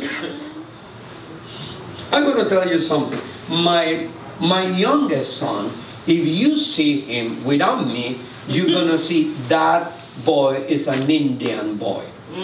He's not. He has a lot of beard. He's darker than me and than my wife. He was studying in London for a semester, and he returned last week. And I asked him, "How many Indian people talk to you?" And he told me, "Many people." No, I don't talk enough. So Latinos, we can feed in many environments. I'm going to tell another story. Pastor Heriberto, his wife is from Puerto Rico, but she is very white. A little bit of green eyes. And a Korean planter told me, "Is Pastor Heriberto an Anglo?" "No, she's from Puerto Rico." So we can feed everywhere. Praise God. And we have a big opportunity to go to the, we have the opportunities to go to the Muslim countries. And you may have that opportunity because we're not white. So that's why we come to these communities. Because we feel welcome. Yes. Okay, we don't have nothing to say. Okay, we share many things. So that's why this community are growing. And I'm seeing that community for almost 10 years. When I drive down to Western to see many, Mexican restaurants, many Mexican shops when you can repair your cars or whatever. So that's the reality. This community is making a transition. But there is another transition that concerns you guys. Yes. Latinos and Afro-American, I'm talking about millennials. We are overpassing Anglo people. Wow. If we don't minister to those millennials, we have to be missionaries to them. We have to change our mentality. We have to start doing every service not to entertain us. We have to reach out to them. We have to embrace them. Let's say if we had to change everything in order to see many Latino millennials and many Afro-American people coming to our service, Bible study, let's do it. Let us destroy many things that we are doing, but keep the doctrine, keep the gospel. We need to make changes. And I'm telling to planters to start making changes, to do an English service. An elder of one of our churches, he called me and he shared some concerns about his youth people. And you know what? This is very sad. And I told him, I'm very glad that you're thinking about start making changes. And he told me, I'm going to talk with the rest of the elders. And you know what happened? They said, no, we're not changing our our Spanish service to an English service. It's very sad. And maybe you don't have the problem with the language, but you have the same problem with the older generation among Latinos. Our traditions, our hymns, our environment. We don't want something wild, something that is out of the box. Right. Because we are good here. But I'm going to tell you, I'm going to be 56 years old. And I said, maybe I'm going to serve the Lord maybe 15 years, 15 years more. And then I'm going to pass away. Nobody's going to remember me. And that's happened with Asgard. And what happened with the millennials? What happened with the Generation X? There are 50% of the population in Chicago. 53% are Generation X, the next generation. I'm not talking about millennials. Millennials are old already. I'm talking the Generation X.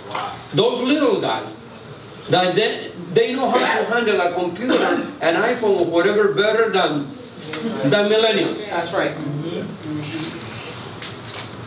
What is the next? What is the future? I'm not talking only for the Latino, for the Latino churches.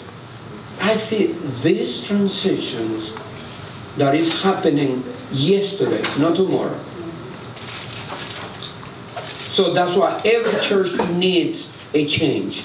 I was hearing Pastor talking about how can we really make the changes to be more, to embrace every color, every person with many opinions, but we need to bring them with the only one opinion that stands, the gospel of Jesus Christ.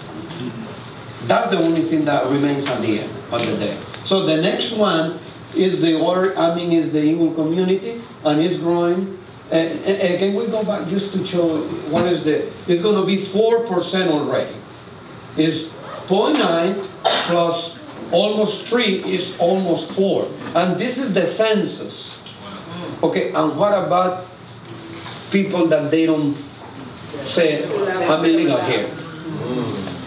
That's why you see more people. I guess that both communities already have almost 10 to 50% of Latinos.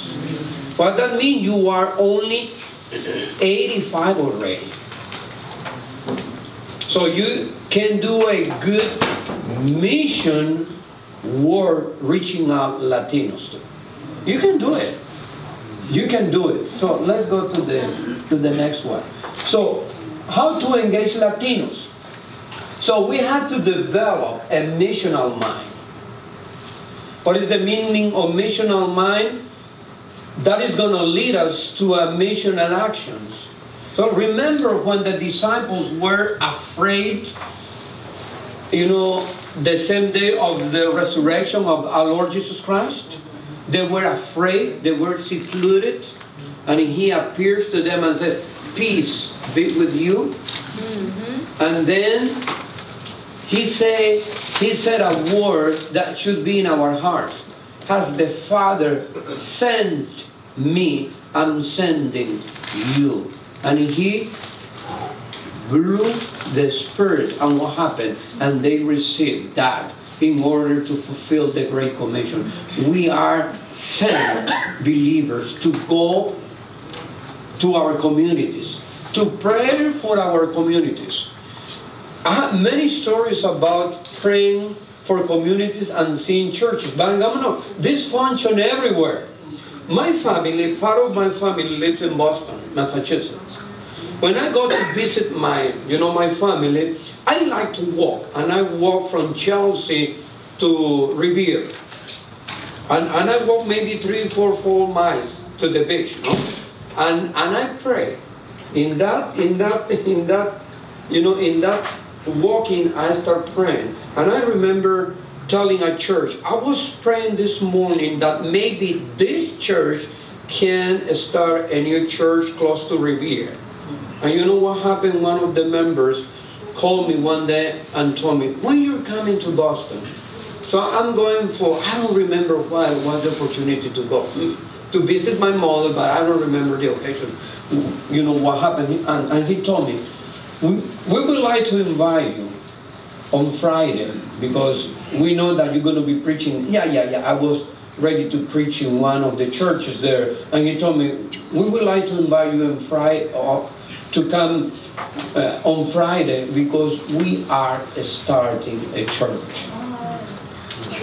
If we start praying for the lostness, and then we do something for the lost, so we're going to see our prayers answered.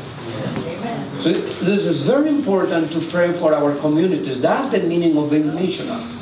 So the meaning of being missional, even among your guys, among your people, is to pray for your neighbors, to pray for your co-workers. Before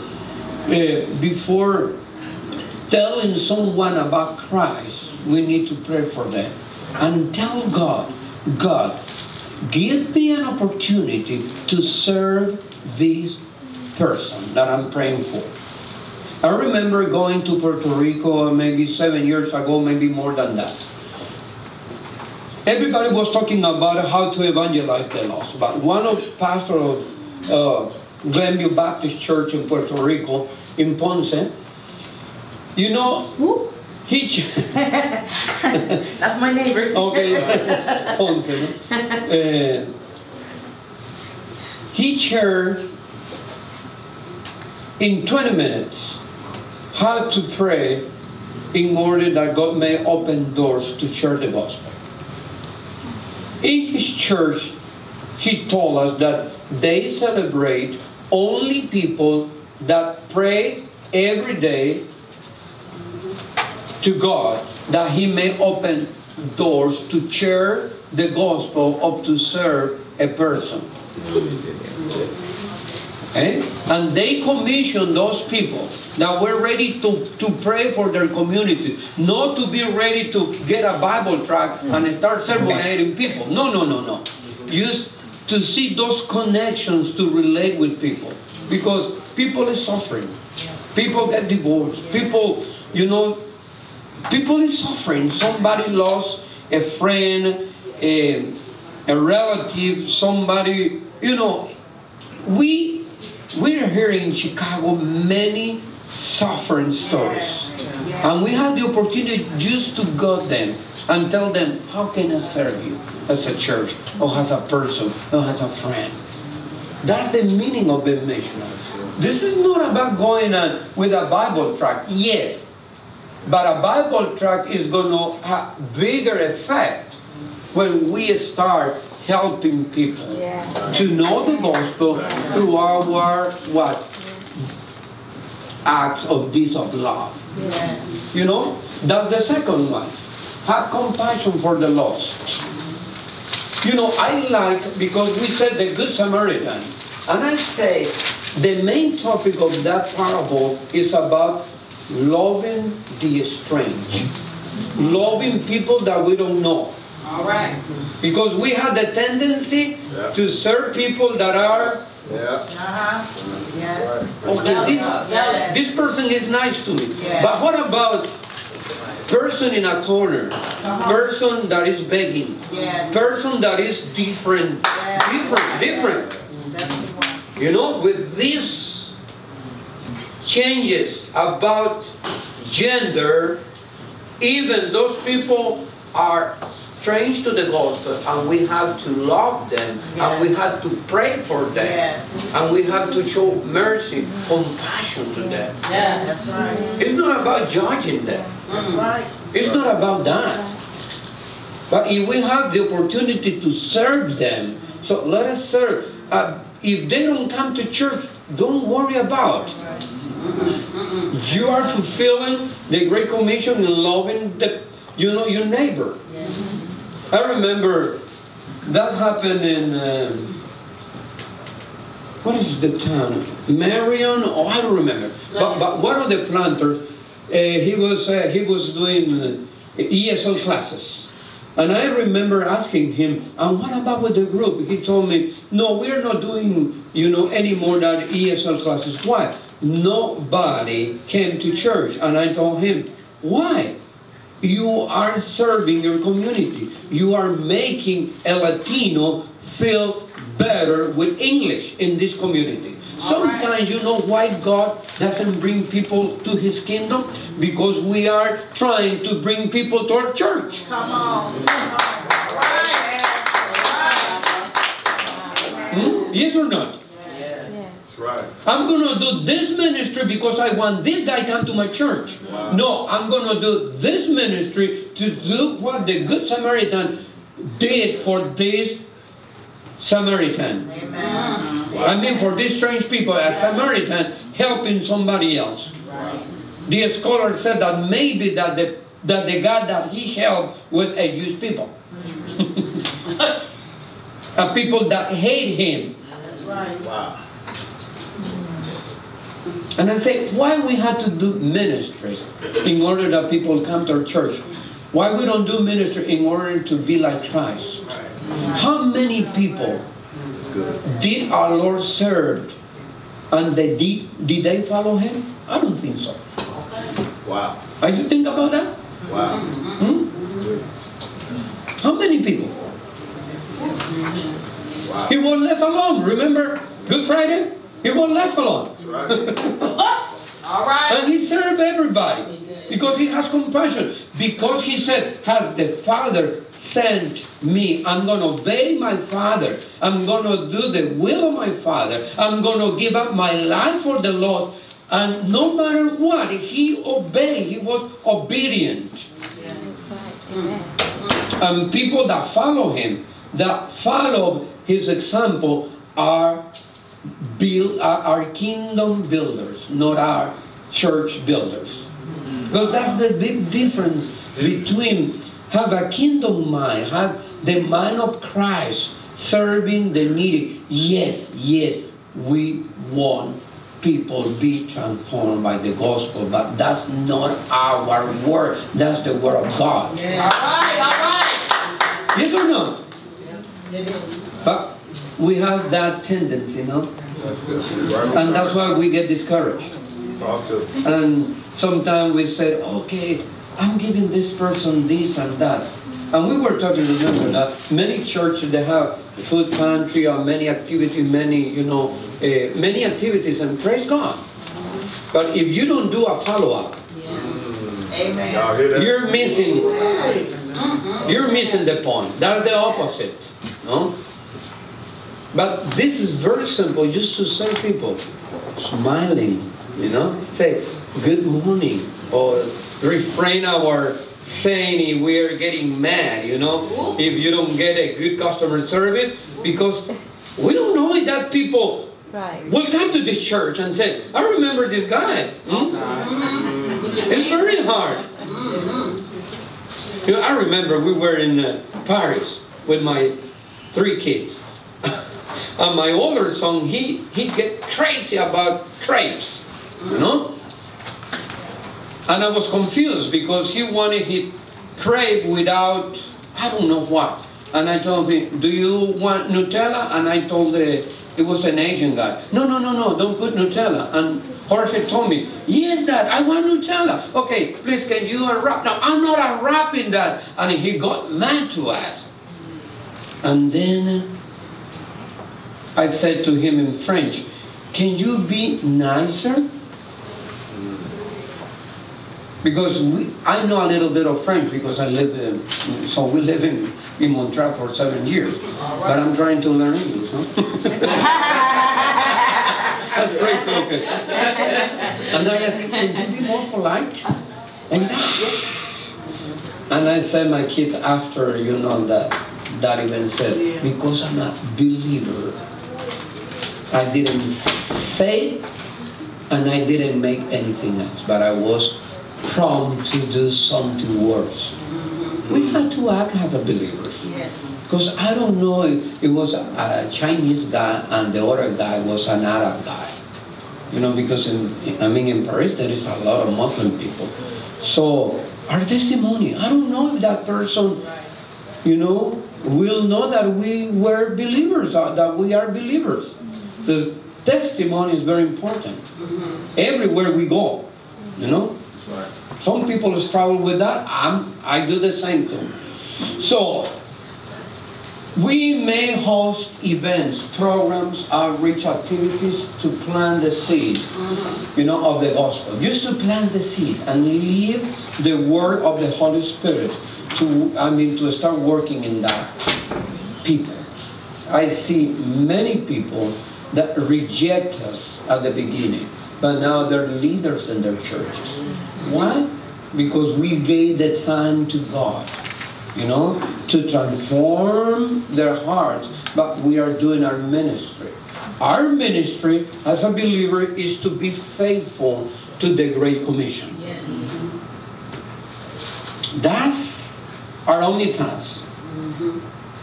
We don't have to wonder about if that church is getting more people or that not, or the prosperity gospel, or the miracle gospel, or the social gospel, or the Baptist gospel. No, there's, Tell it. No, we have to be faithful to the gospel of Jesus Christ. Amen. Traditional? I don't know. Contemporary? I don't know. Millennial? I don't know. What kind of gospel? There is only one gospel. Right. But it's going to touch the heart of the people in need. That's the gospel that we have to preach. Let us go to the... So, IBSA church planting strategy is, we ask you 3 things. Pray for laborers or planters. We pray for that God may send laborers into the harvest. We have to pray for the Chicago lostness. What I recommend you is every time you are driving or walking, pray for your neighborhood. Pray for your neighbor up front and try to connect with them. If you have the opportunity to tell them, I'm praying for you. I remember a year and a half ago, I was trying to taking care of my yard. It was by the beginning of June or whatever. But I saw my neighbor, there was a kind of conflict because a policeman came, to their house. But I just start praying for that family, just praying for them. And then they're Latinos. And then I think maybe a month later, he was walking with his daughter. And he told me, good, he said, okay, you working in your yard? Yes. I'm praying for you. Because I remember that opportunity. I told him, I remember, why I'm praying for you? And he told me, thank you. Another event, I saw the ambulance coming to a house of one of our neighbors, an Afro-American family. And I told my wife, let us pray for him. Yeah. But we went to church. And when we returned, because that happened on Sunday, when we returned from church, I told my wife, we need to go and pray for that. So that's the way. No one will reject a prayer. No one. All right. I tell you, I haven't seen a person, even people say, I don't believe in prayer, but you want to pray.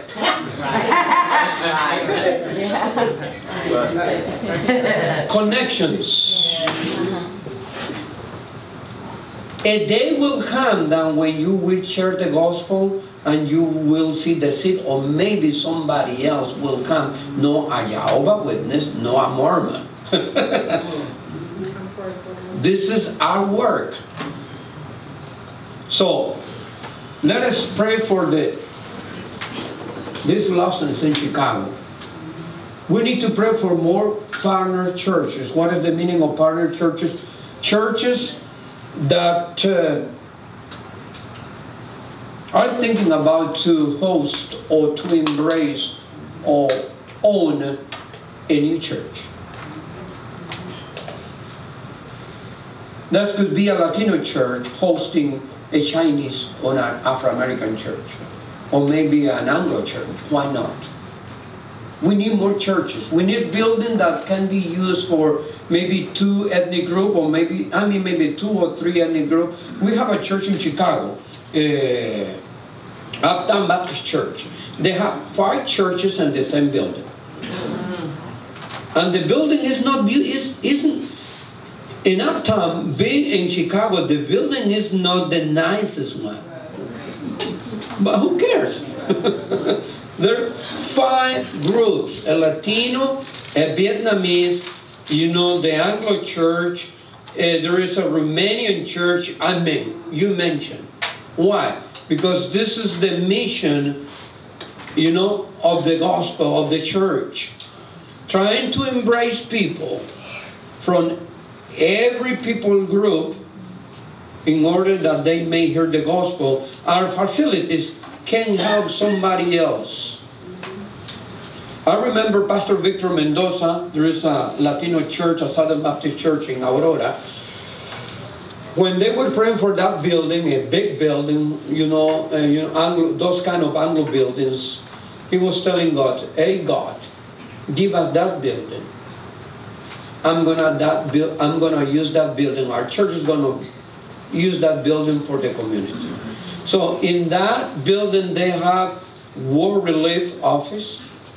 They host many activities of the community. Right.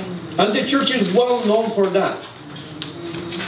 So our buildings are sacred, not because Sunday. They're sacred because we are believers. But we make people sacred when they come to our building. I learned that. Remember when Elijah said, "Leave God in which presence I'm stand"?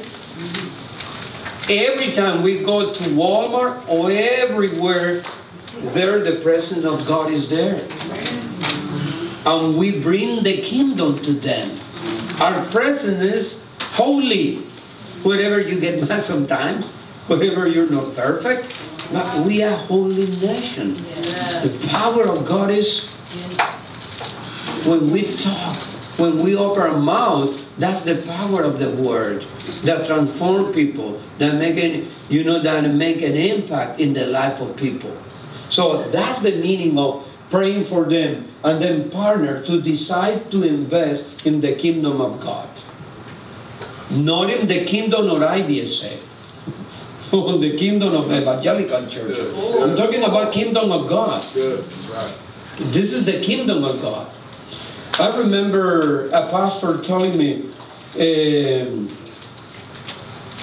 but what about if a church doesn't want to host a Pentecostal church planting? I'm sorry for them. Because we're missing the opportunity to help one sister church to reach the lostness. If we don't allow them to come, a Mormon is working, knocking doors. A Jehovah's Witness is doing what we are not doing. Yes or no? That's the reality. So this is kingdom mind. And then lastly, plan. Give birth to a new congregation. Amen. You have the opportunity to give birth to a new congregation? Yes. You have the opportunity to pray, to partner a congregation? Yes. You have the opportunity to pray for the lostness? I think every one of us has that privilege to pray for our communities. I'm insisting that the power of prayer. You don't have to kneel down. You don't have to wake up 5 a.m. in the morning to be here by God. No. God is everywhere. And God is working. And God wants us to pray in every place that we are. I have many stories to share. But I remember when I used to work in a factory in Montreal, Canada. Because we as immigrants, when we come here, we had to work because we had to feed our families. And I remember many years ago, I remember a guy from Barbados, very tall Afro-American guy, and no Afro-Canadian guy. And I used to share the gospel with him, It was difficult for me to try to connect with him because his English is like my broken English too. People in Barbados is kind of broken English too, no? Okay. So you had to see, so you had to be in London to hear that very nice English, no? Okay. And I remember sharing him the gospel with him. But I shared the gospel with Thai people, Buddhists, Muslims, with whatever. I went to buy Bible tract in their language. I remember giving lift, you know, driving for Muslims, whatever people, because my car was to serve people that, so they don't have transportation. And I dropped them in the metro, or I dropped them in their houses, or whatever. But then I went to visit the factory. Used to visit my people that I know for many years, no?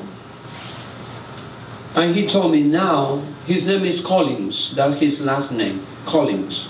He told me, now we are brothers in Christ.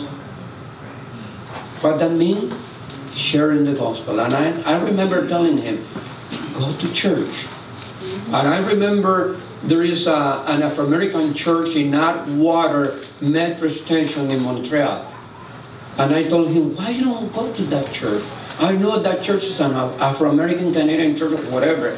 And he started visiting with his family, and he received Christ. All right. Maybe we don't talk the language. Maybe you don't talk English fluently, but you may pass a Bible tract. Or maybe you can tell people, there is a church, a Latino church there. Yes. Why don't go there? You know, we can communicate. Whatever is broken English, whatever by signs or whatever, but we have the opportunity to tell people that Jesus died on the cross for them, that God loved them. And I hope that this time will help you only to do one thing.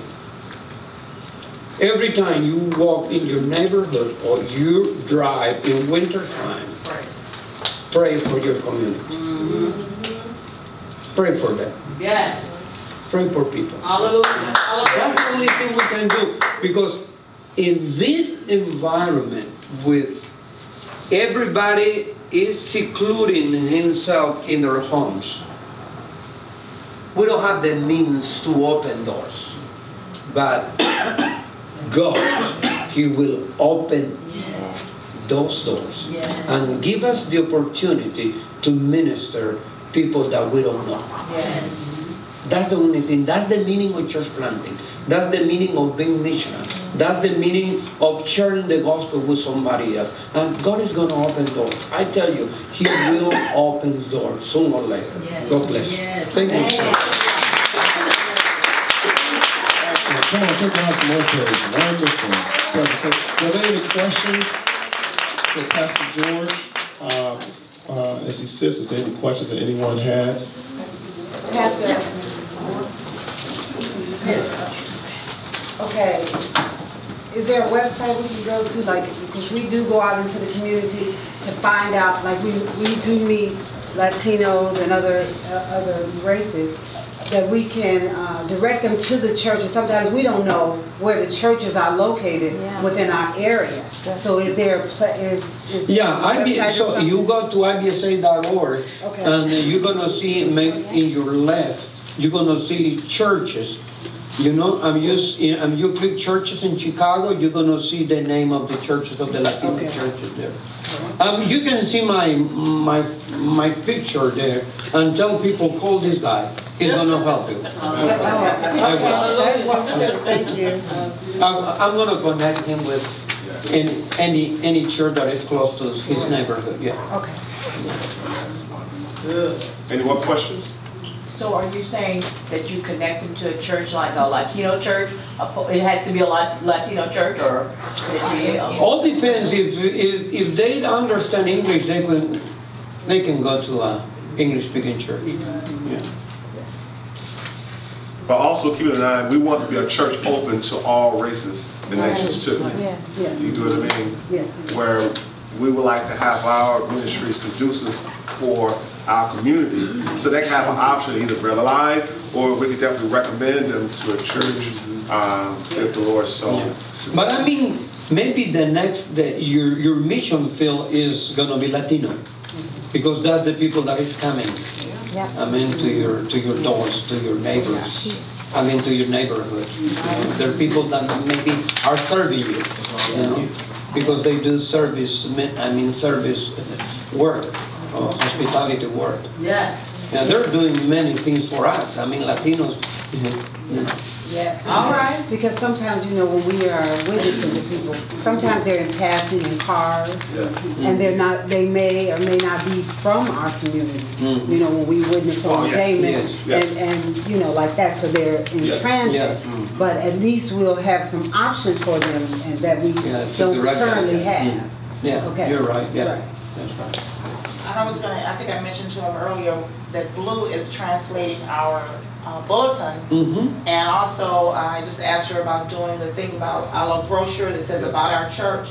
So maybe we could do his number. Is that okay? Yeah. Your name and number on there problem. that they could call. Yeah, and you can put the name of the planter that is doing church planting Gage Park. Okay. Yeah. His name is Mario. I can send. Okay, you have the info, Mario. Yes, I have that. I can send that again. And I was mentioning to one group earlier that we have to make all of our literature bilingual. That's just a reality now that we, and I welcome that reality. I'm excited about that. I hope you all are too, because now we're stepping into ground that we've never been before and never know what God may desire. And then the thing we have to remember too is, we will want submission field, right? The gospel started in Israel. Am I right? Yeah. And when the Lord told him to go to Jerusalem, you be my witnesses where? Jerusalem, into Samaria, and then the uttermost part of we were the uttermost part of the world. Do you follow me? So we just have to keep that in mind, that this was God's vision way from the beginning.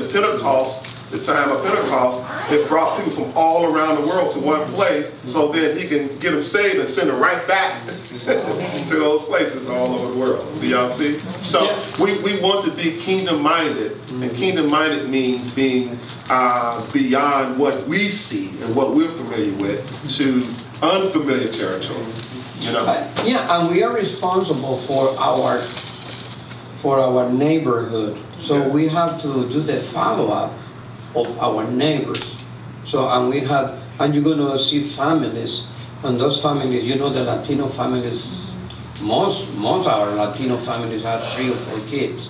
So the church, you need to, so you don't have the problem with the English for the kids or for their, adolescents or whatever, for youth, But the language is a barrier, but and this is what he just said. Can I just say this? He says, how many? 4 children?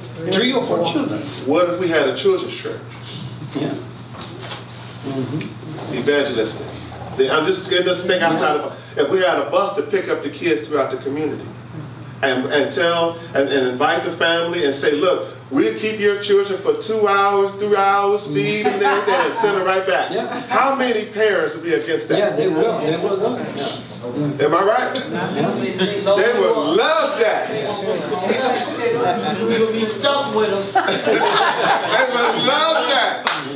You all would love that. One thing. They gone, parents gone, but you know one thing about the Latino kids? They're noisy and they move a lot. That's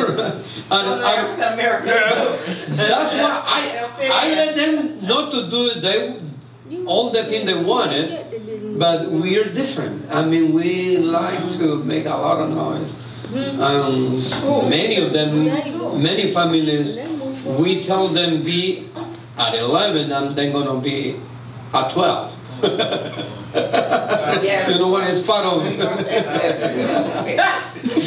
When he asked me, at what time are you going to be there? And I told him, I'm going to be about 11:40. I was scared to death because I would like to do my work. No, 10. You got here by 10. No, I told him I'm going to be 10:40. I had to be 10:40 there because I'm a Latino. We have to fight against our You know, because we relax. Yeah. That's, you are mixing in with the right people. That's right. But in Africa, in some places, that's where they don't worry about time. They don't worry about time. You know, hey, look, we get there when we get there. Literally, that's not a that's a reality. Just a worldview. That's all. Yeah, the thing is, there is something common about Latinos and Afro-American people, Afro people or people from Africa. We enjoy our timing and relationship. Yes. Anglos or Anglo-Saxon Europeans, they enjoy being on time and end on time. Oh, that's awful. I don't like that. No, I don't like that. Excellent. Any more questions? Yeah. Any more great questions? Any more questions? Well, I had one question. Yes, Sister King. I guess my question was, even though there's a lot of diversity in the neighborhood coming into the neighborhood, well, how do you get everyone involved? Because I'm seeing, even though there's a lot of Latinos moving into the neighborhood, I see a lot of big fences too. Yeah. Like you want to be on the other side of that fence. So how do you get everyone to come from around that fence? Right. Let us know who you are. Great question. I'll get it to Pastor George too. A good example of that is the house just across the street from the church, and it has the big wall. Right. And they got signs, a dog, everywhere, right. and all that. And that's a reflection of fear, I think, of which all of us are experiencing in the community. And there's always a natural tendency to be fearful of a place that's new, that you've never been before, with people you've never really been around. And how do you begin to work through that? Right. And I can relate. I remember growing up, my dad had a stick up against the door. You know what I mean? Not, you know, like one of those ways, you know, not a literal, like nice one that you will find, you know, and no, I'm talking about a stick pressed up against the door, you know what I mean? And it produced a sense of fear because we had just moved to the community and we were just wondering how we'd be received and vice versa. So that's natural, I think, but this is what really spoke to me. We had the Impact, and with Impact is where it's like a block club with worship kind of combined. And we had that, I think that was last year when that occurred. I think it was last year before last. And I just started walking the community, just walking to kind of see who's watching and try to connect. And right across the street, that house just on this side, I think it is, I saw two people standing on the porch. It was an older woman, and it looked to be maybe a grandson. And so I invited them to come over. Well, the grandmother, she couldn't understand me, but the grandchild basically translated for me. And when I invited them to come over, they kind of, okay. But do you know, before that afternoon ended, they were outside playing basketball with our kids. Do you get what I mean? I think it just took invitation and then just being there. And it helped to get past that fence, that barrier. That's a great question. And I think we have to consistently do things like that. Sometimes common ground too. Like all my Hispanic and Mexican friends, they know me because of the dog.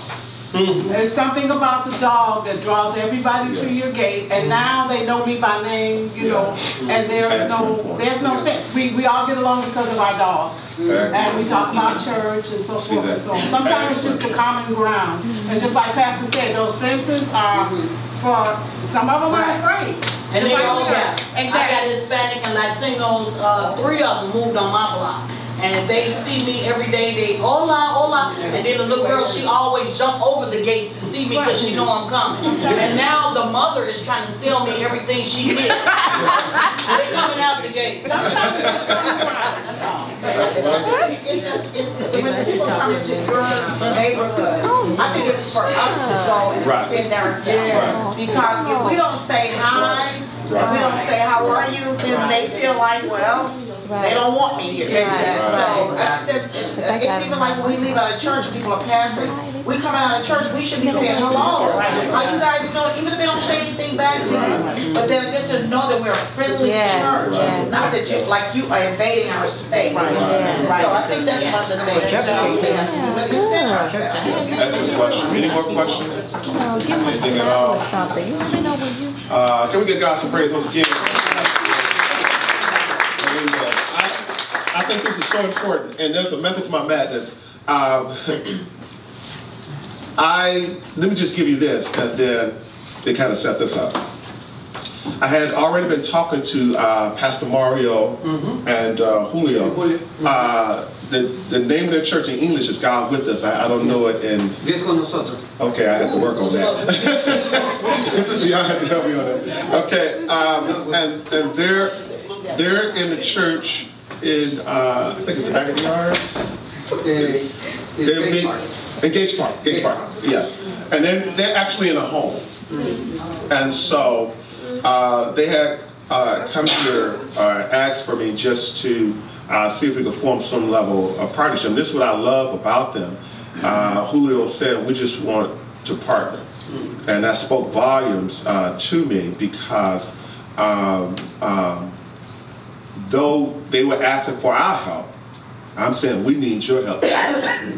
You know, and we have to begin to step out of our comfort zones and connect with the community and the churches that God has provided around us. And they are IBSA churches who I think been in existence for how many years now? It's going to be almost 2 years and a half. 2 years and a half. And I think there are people about 25 and they meet in a home that they're outgrowing. Praise the Lord. Amen. I think we have to give God some praise for that. That's wonderful. And so they're asking for use of our facilities, but what I want to do was establish a relationship and have an opportunity, give you all opportunity just to get to know them and us to, for them to get to know us. And so Pastor Mario, we're going to work on him preaching here next month. And I know that's somewhat of a language barrier, but I said we get a translator. Sure, yeah, Julio. And so, and just for his congregation just to come and connect with us. Just fellowship. Just fellowship. And we just pray about it. And I think this is why it's so important. When I first started working on the Dr. Griffin at Oakdale, in September of 2000, we had to go to court. And it was so funny. We had to go to court in regards to some people within the community who did not want us to build. And at that time, we wanted to build, what was it, a gym? So we, Dr. Jemison, Dr. Griffin and I think a few other people, we came into this courtroom and we said, wow. You know, because they have you know, you go to court, they got various cases. Anybody ever been to court? Yeah, okay, anyway. So we walk in and we see all these people. Like, whoa, it's a lot of stuff going on, right? So the judge says, I know I have an agenda here, but I want to deal with why all these people are here. Let's bring that case up first. So we like, yeah, let's figure it out. So why are you all here? And these people raised their hand and said, we're here in regards to Oakdale trying to build or tear down homes in order to build a gym. And we could not believe the amount of resistance. The reason for the resistance was because of the disconnection between the church and the community. And somehow that disconnection ended up becoming really hostile. And so the people of the community literally came and said, we're going to stop what y'all trying to do. And the judge couldn't understand. He said, look, they're building a gym. Y'all don't want a gym there. You know? And it was because of the people having a problem with the church. Do you follow me? And Dr. Griffin spent years trying to reconnect what was disconnected. At that time, the church numbers were going down, literally. And he knew he had to reestablish a connection to the community in order for the church to continue to grow. Do you follow my logic? We do not want to be put in a predicament like that. It's not just about us, of us wanting to expand and to build, but it's about us being obedient to the commandment, the great commission of the Lord telling us to go into all nations. And this is what's so powerful. we don't have to go that far. Amen. All the nations is right here. You get what I mean? And so it's very important that we do not isolate ourselves for what God has presented to us as a great opportunity. Can the church say amen? So that's what we're looking to do, to continue to build on what God is already doing in the midst of us. And I'm going to share this one story, and then we're going to bring it to the conclusion if there's not any more questions.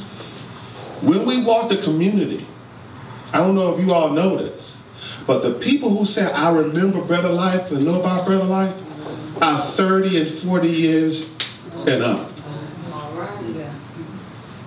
Anybody see a problem with that? Yes. These are people who talk about what Bread of Life used to do. They're talking about the Deacon Kellys and the Deacon Griffins, who are almost 80. Do y'all see it? Do you see what I'm saying? So that's telling me that somewhere there was a skip, a gap, that we got to fill it, going back to the walls, how we continue the legacy that was started here way back in 1971, October 3rd. Y'all follow me? And this is a challenge that I embrace, and I hope that you all embrace. I'm excited about the new opportunities, the potential that we have right here in West Inglewood and beyond. Anybody else excited? I'm excited. And I see that you all are here and you are very receptive. You know, Sister Almira talking about her dog, connecting with the dog. You know what I mean? Sister King asking, how do we connect? I mean, those are great questions. And my prayer is that we tackle those questions head on and just watch God move and work in the midst of us. Can the church say amen? Come on, can we give God some praise once again for Pastor Griffin and Linda. Wonderful, wonderful, wonderful. Before we end, because I know it's past 2. It's over. It's over. It's done. Can we give God some praise for Cheryl and Mara? Who else was back there? Yes, at the bread you will get fed. Amen. Anything else? We don't have any evaluations. We'll bring them along. Bring it. What you can do is, if you like, if this is fine, maybe we could, if you all just write down some things you'd like to see next year, just write it down and fold it and put it on the table where Sister Nellie is. Is that all right? Just write down what you'd like to see. What you like today and then what you'd like to see. Yeah, and then we'll keep that in mind. Anything else? I just want to say for Hispanic, whenever the church is coming to visit, that people don't stay away because they think they're not going to understand what he's saying. I went to DeLeon, California, and I had to be there for 3 weeks. And so I'm like, okay, I need to go to church. And so I asked the people in the office, I said, where are you guys? Do you have midweek service? And one of the Hispanic guys said, yeah, we have Bible study. We have like a worship service on Wednesday. So I'm going to go with you. And he said, well, we don't speak a lot of English. I said, I don't care. I walked in there, and I'm telling you, spirit connecting. They love the Lord. I love the Lord. I was shouting around in church just like they were, praising God just like they were. There was only one English-speaking person in the church besides the man that worked with me in the office. Their praise and worship leader was from African American. Wow. And he spoke Spanish as well. But he saw me, so he started doing some of his songs in English as well. And I was like, no, just keep going. Wow. Because the spirit was connected. It was an awesome service. I will never forget. Wonderful. We have more similarities than differences. Y'all know that. If the word is going forth, even in the Spanish language, you will know what he's talking about. Yes. You will know it. It's a wonderful, wonderful experience. Amen. So I thank God for that. And I just look forward to more and more families joining that's reflective of this community. I believe it. Anybody believe it? I just believe it's going to happen. It's already happening. And so we're so thankful for that. So all hearts and minds together. May we connect somehow just in one circle. Is that all right? I'm just corny like that. I got it. You know, may the one circle be symbolic of what we are as a church, one people. So if we all connect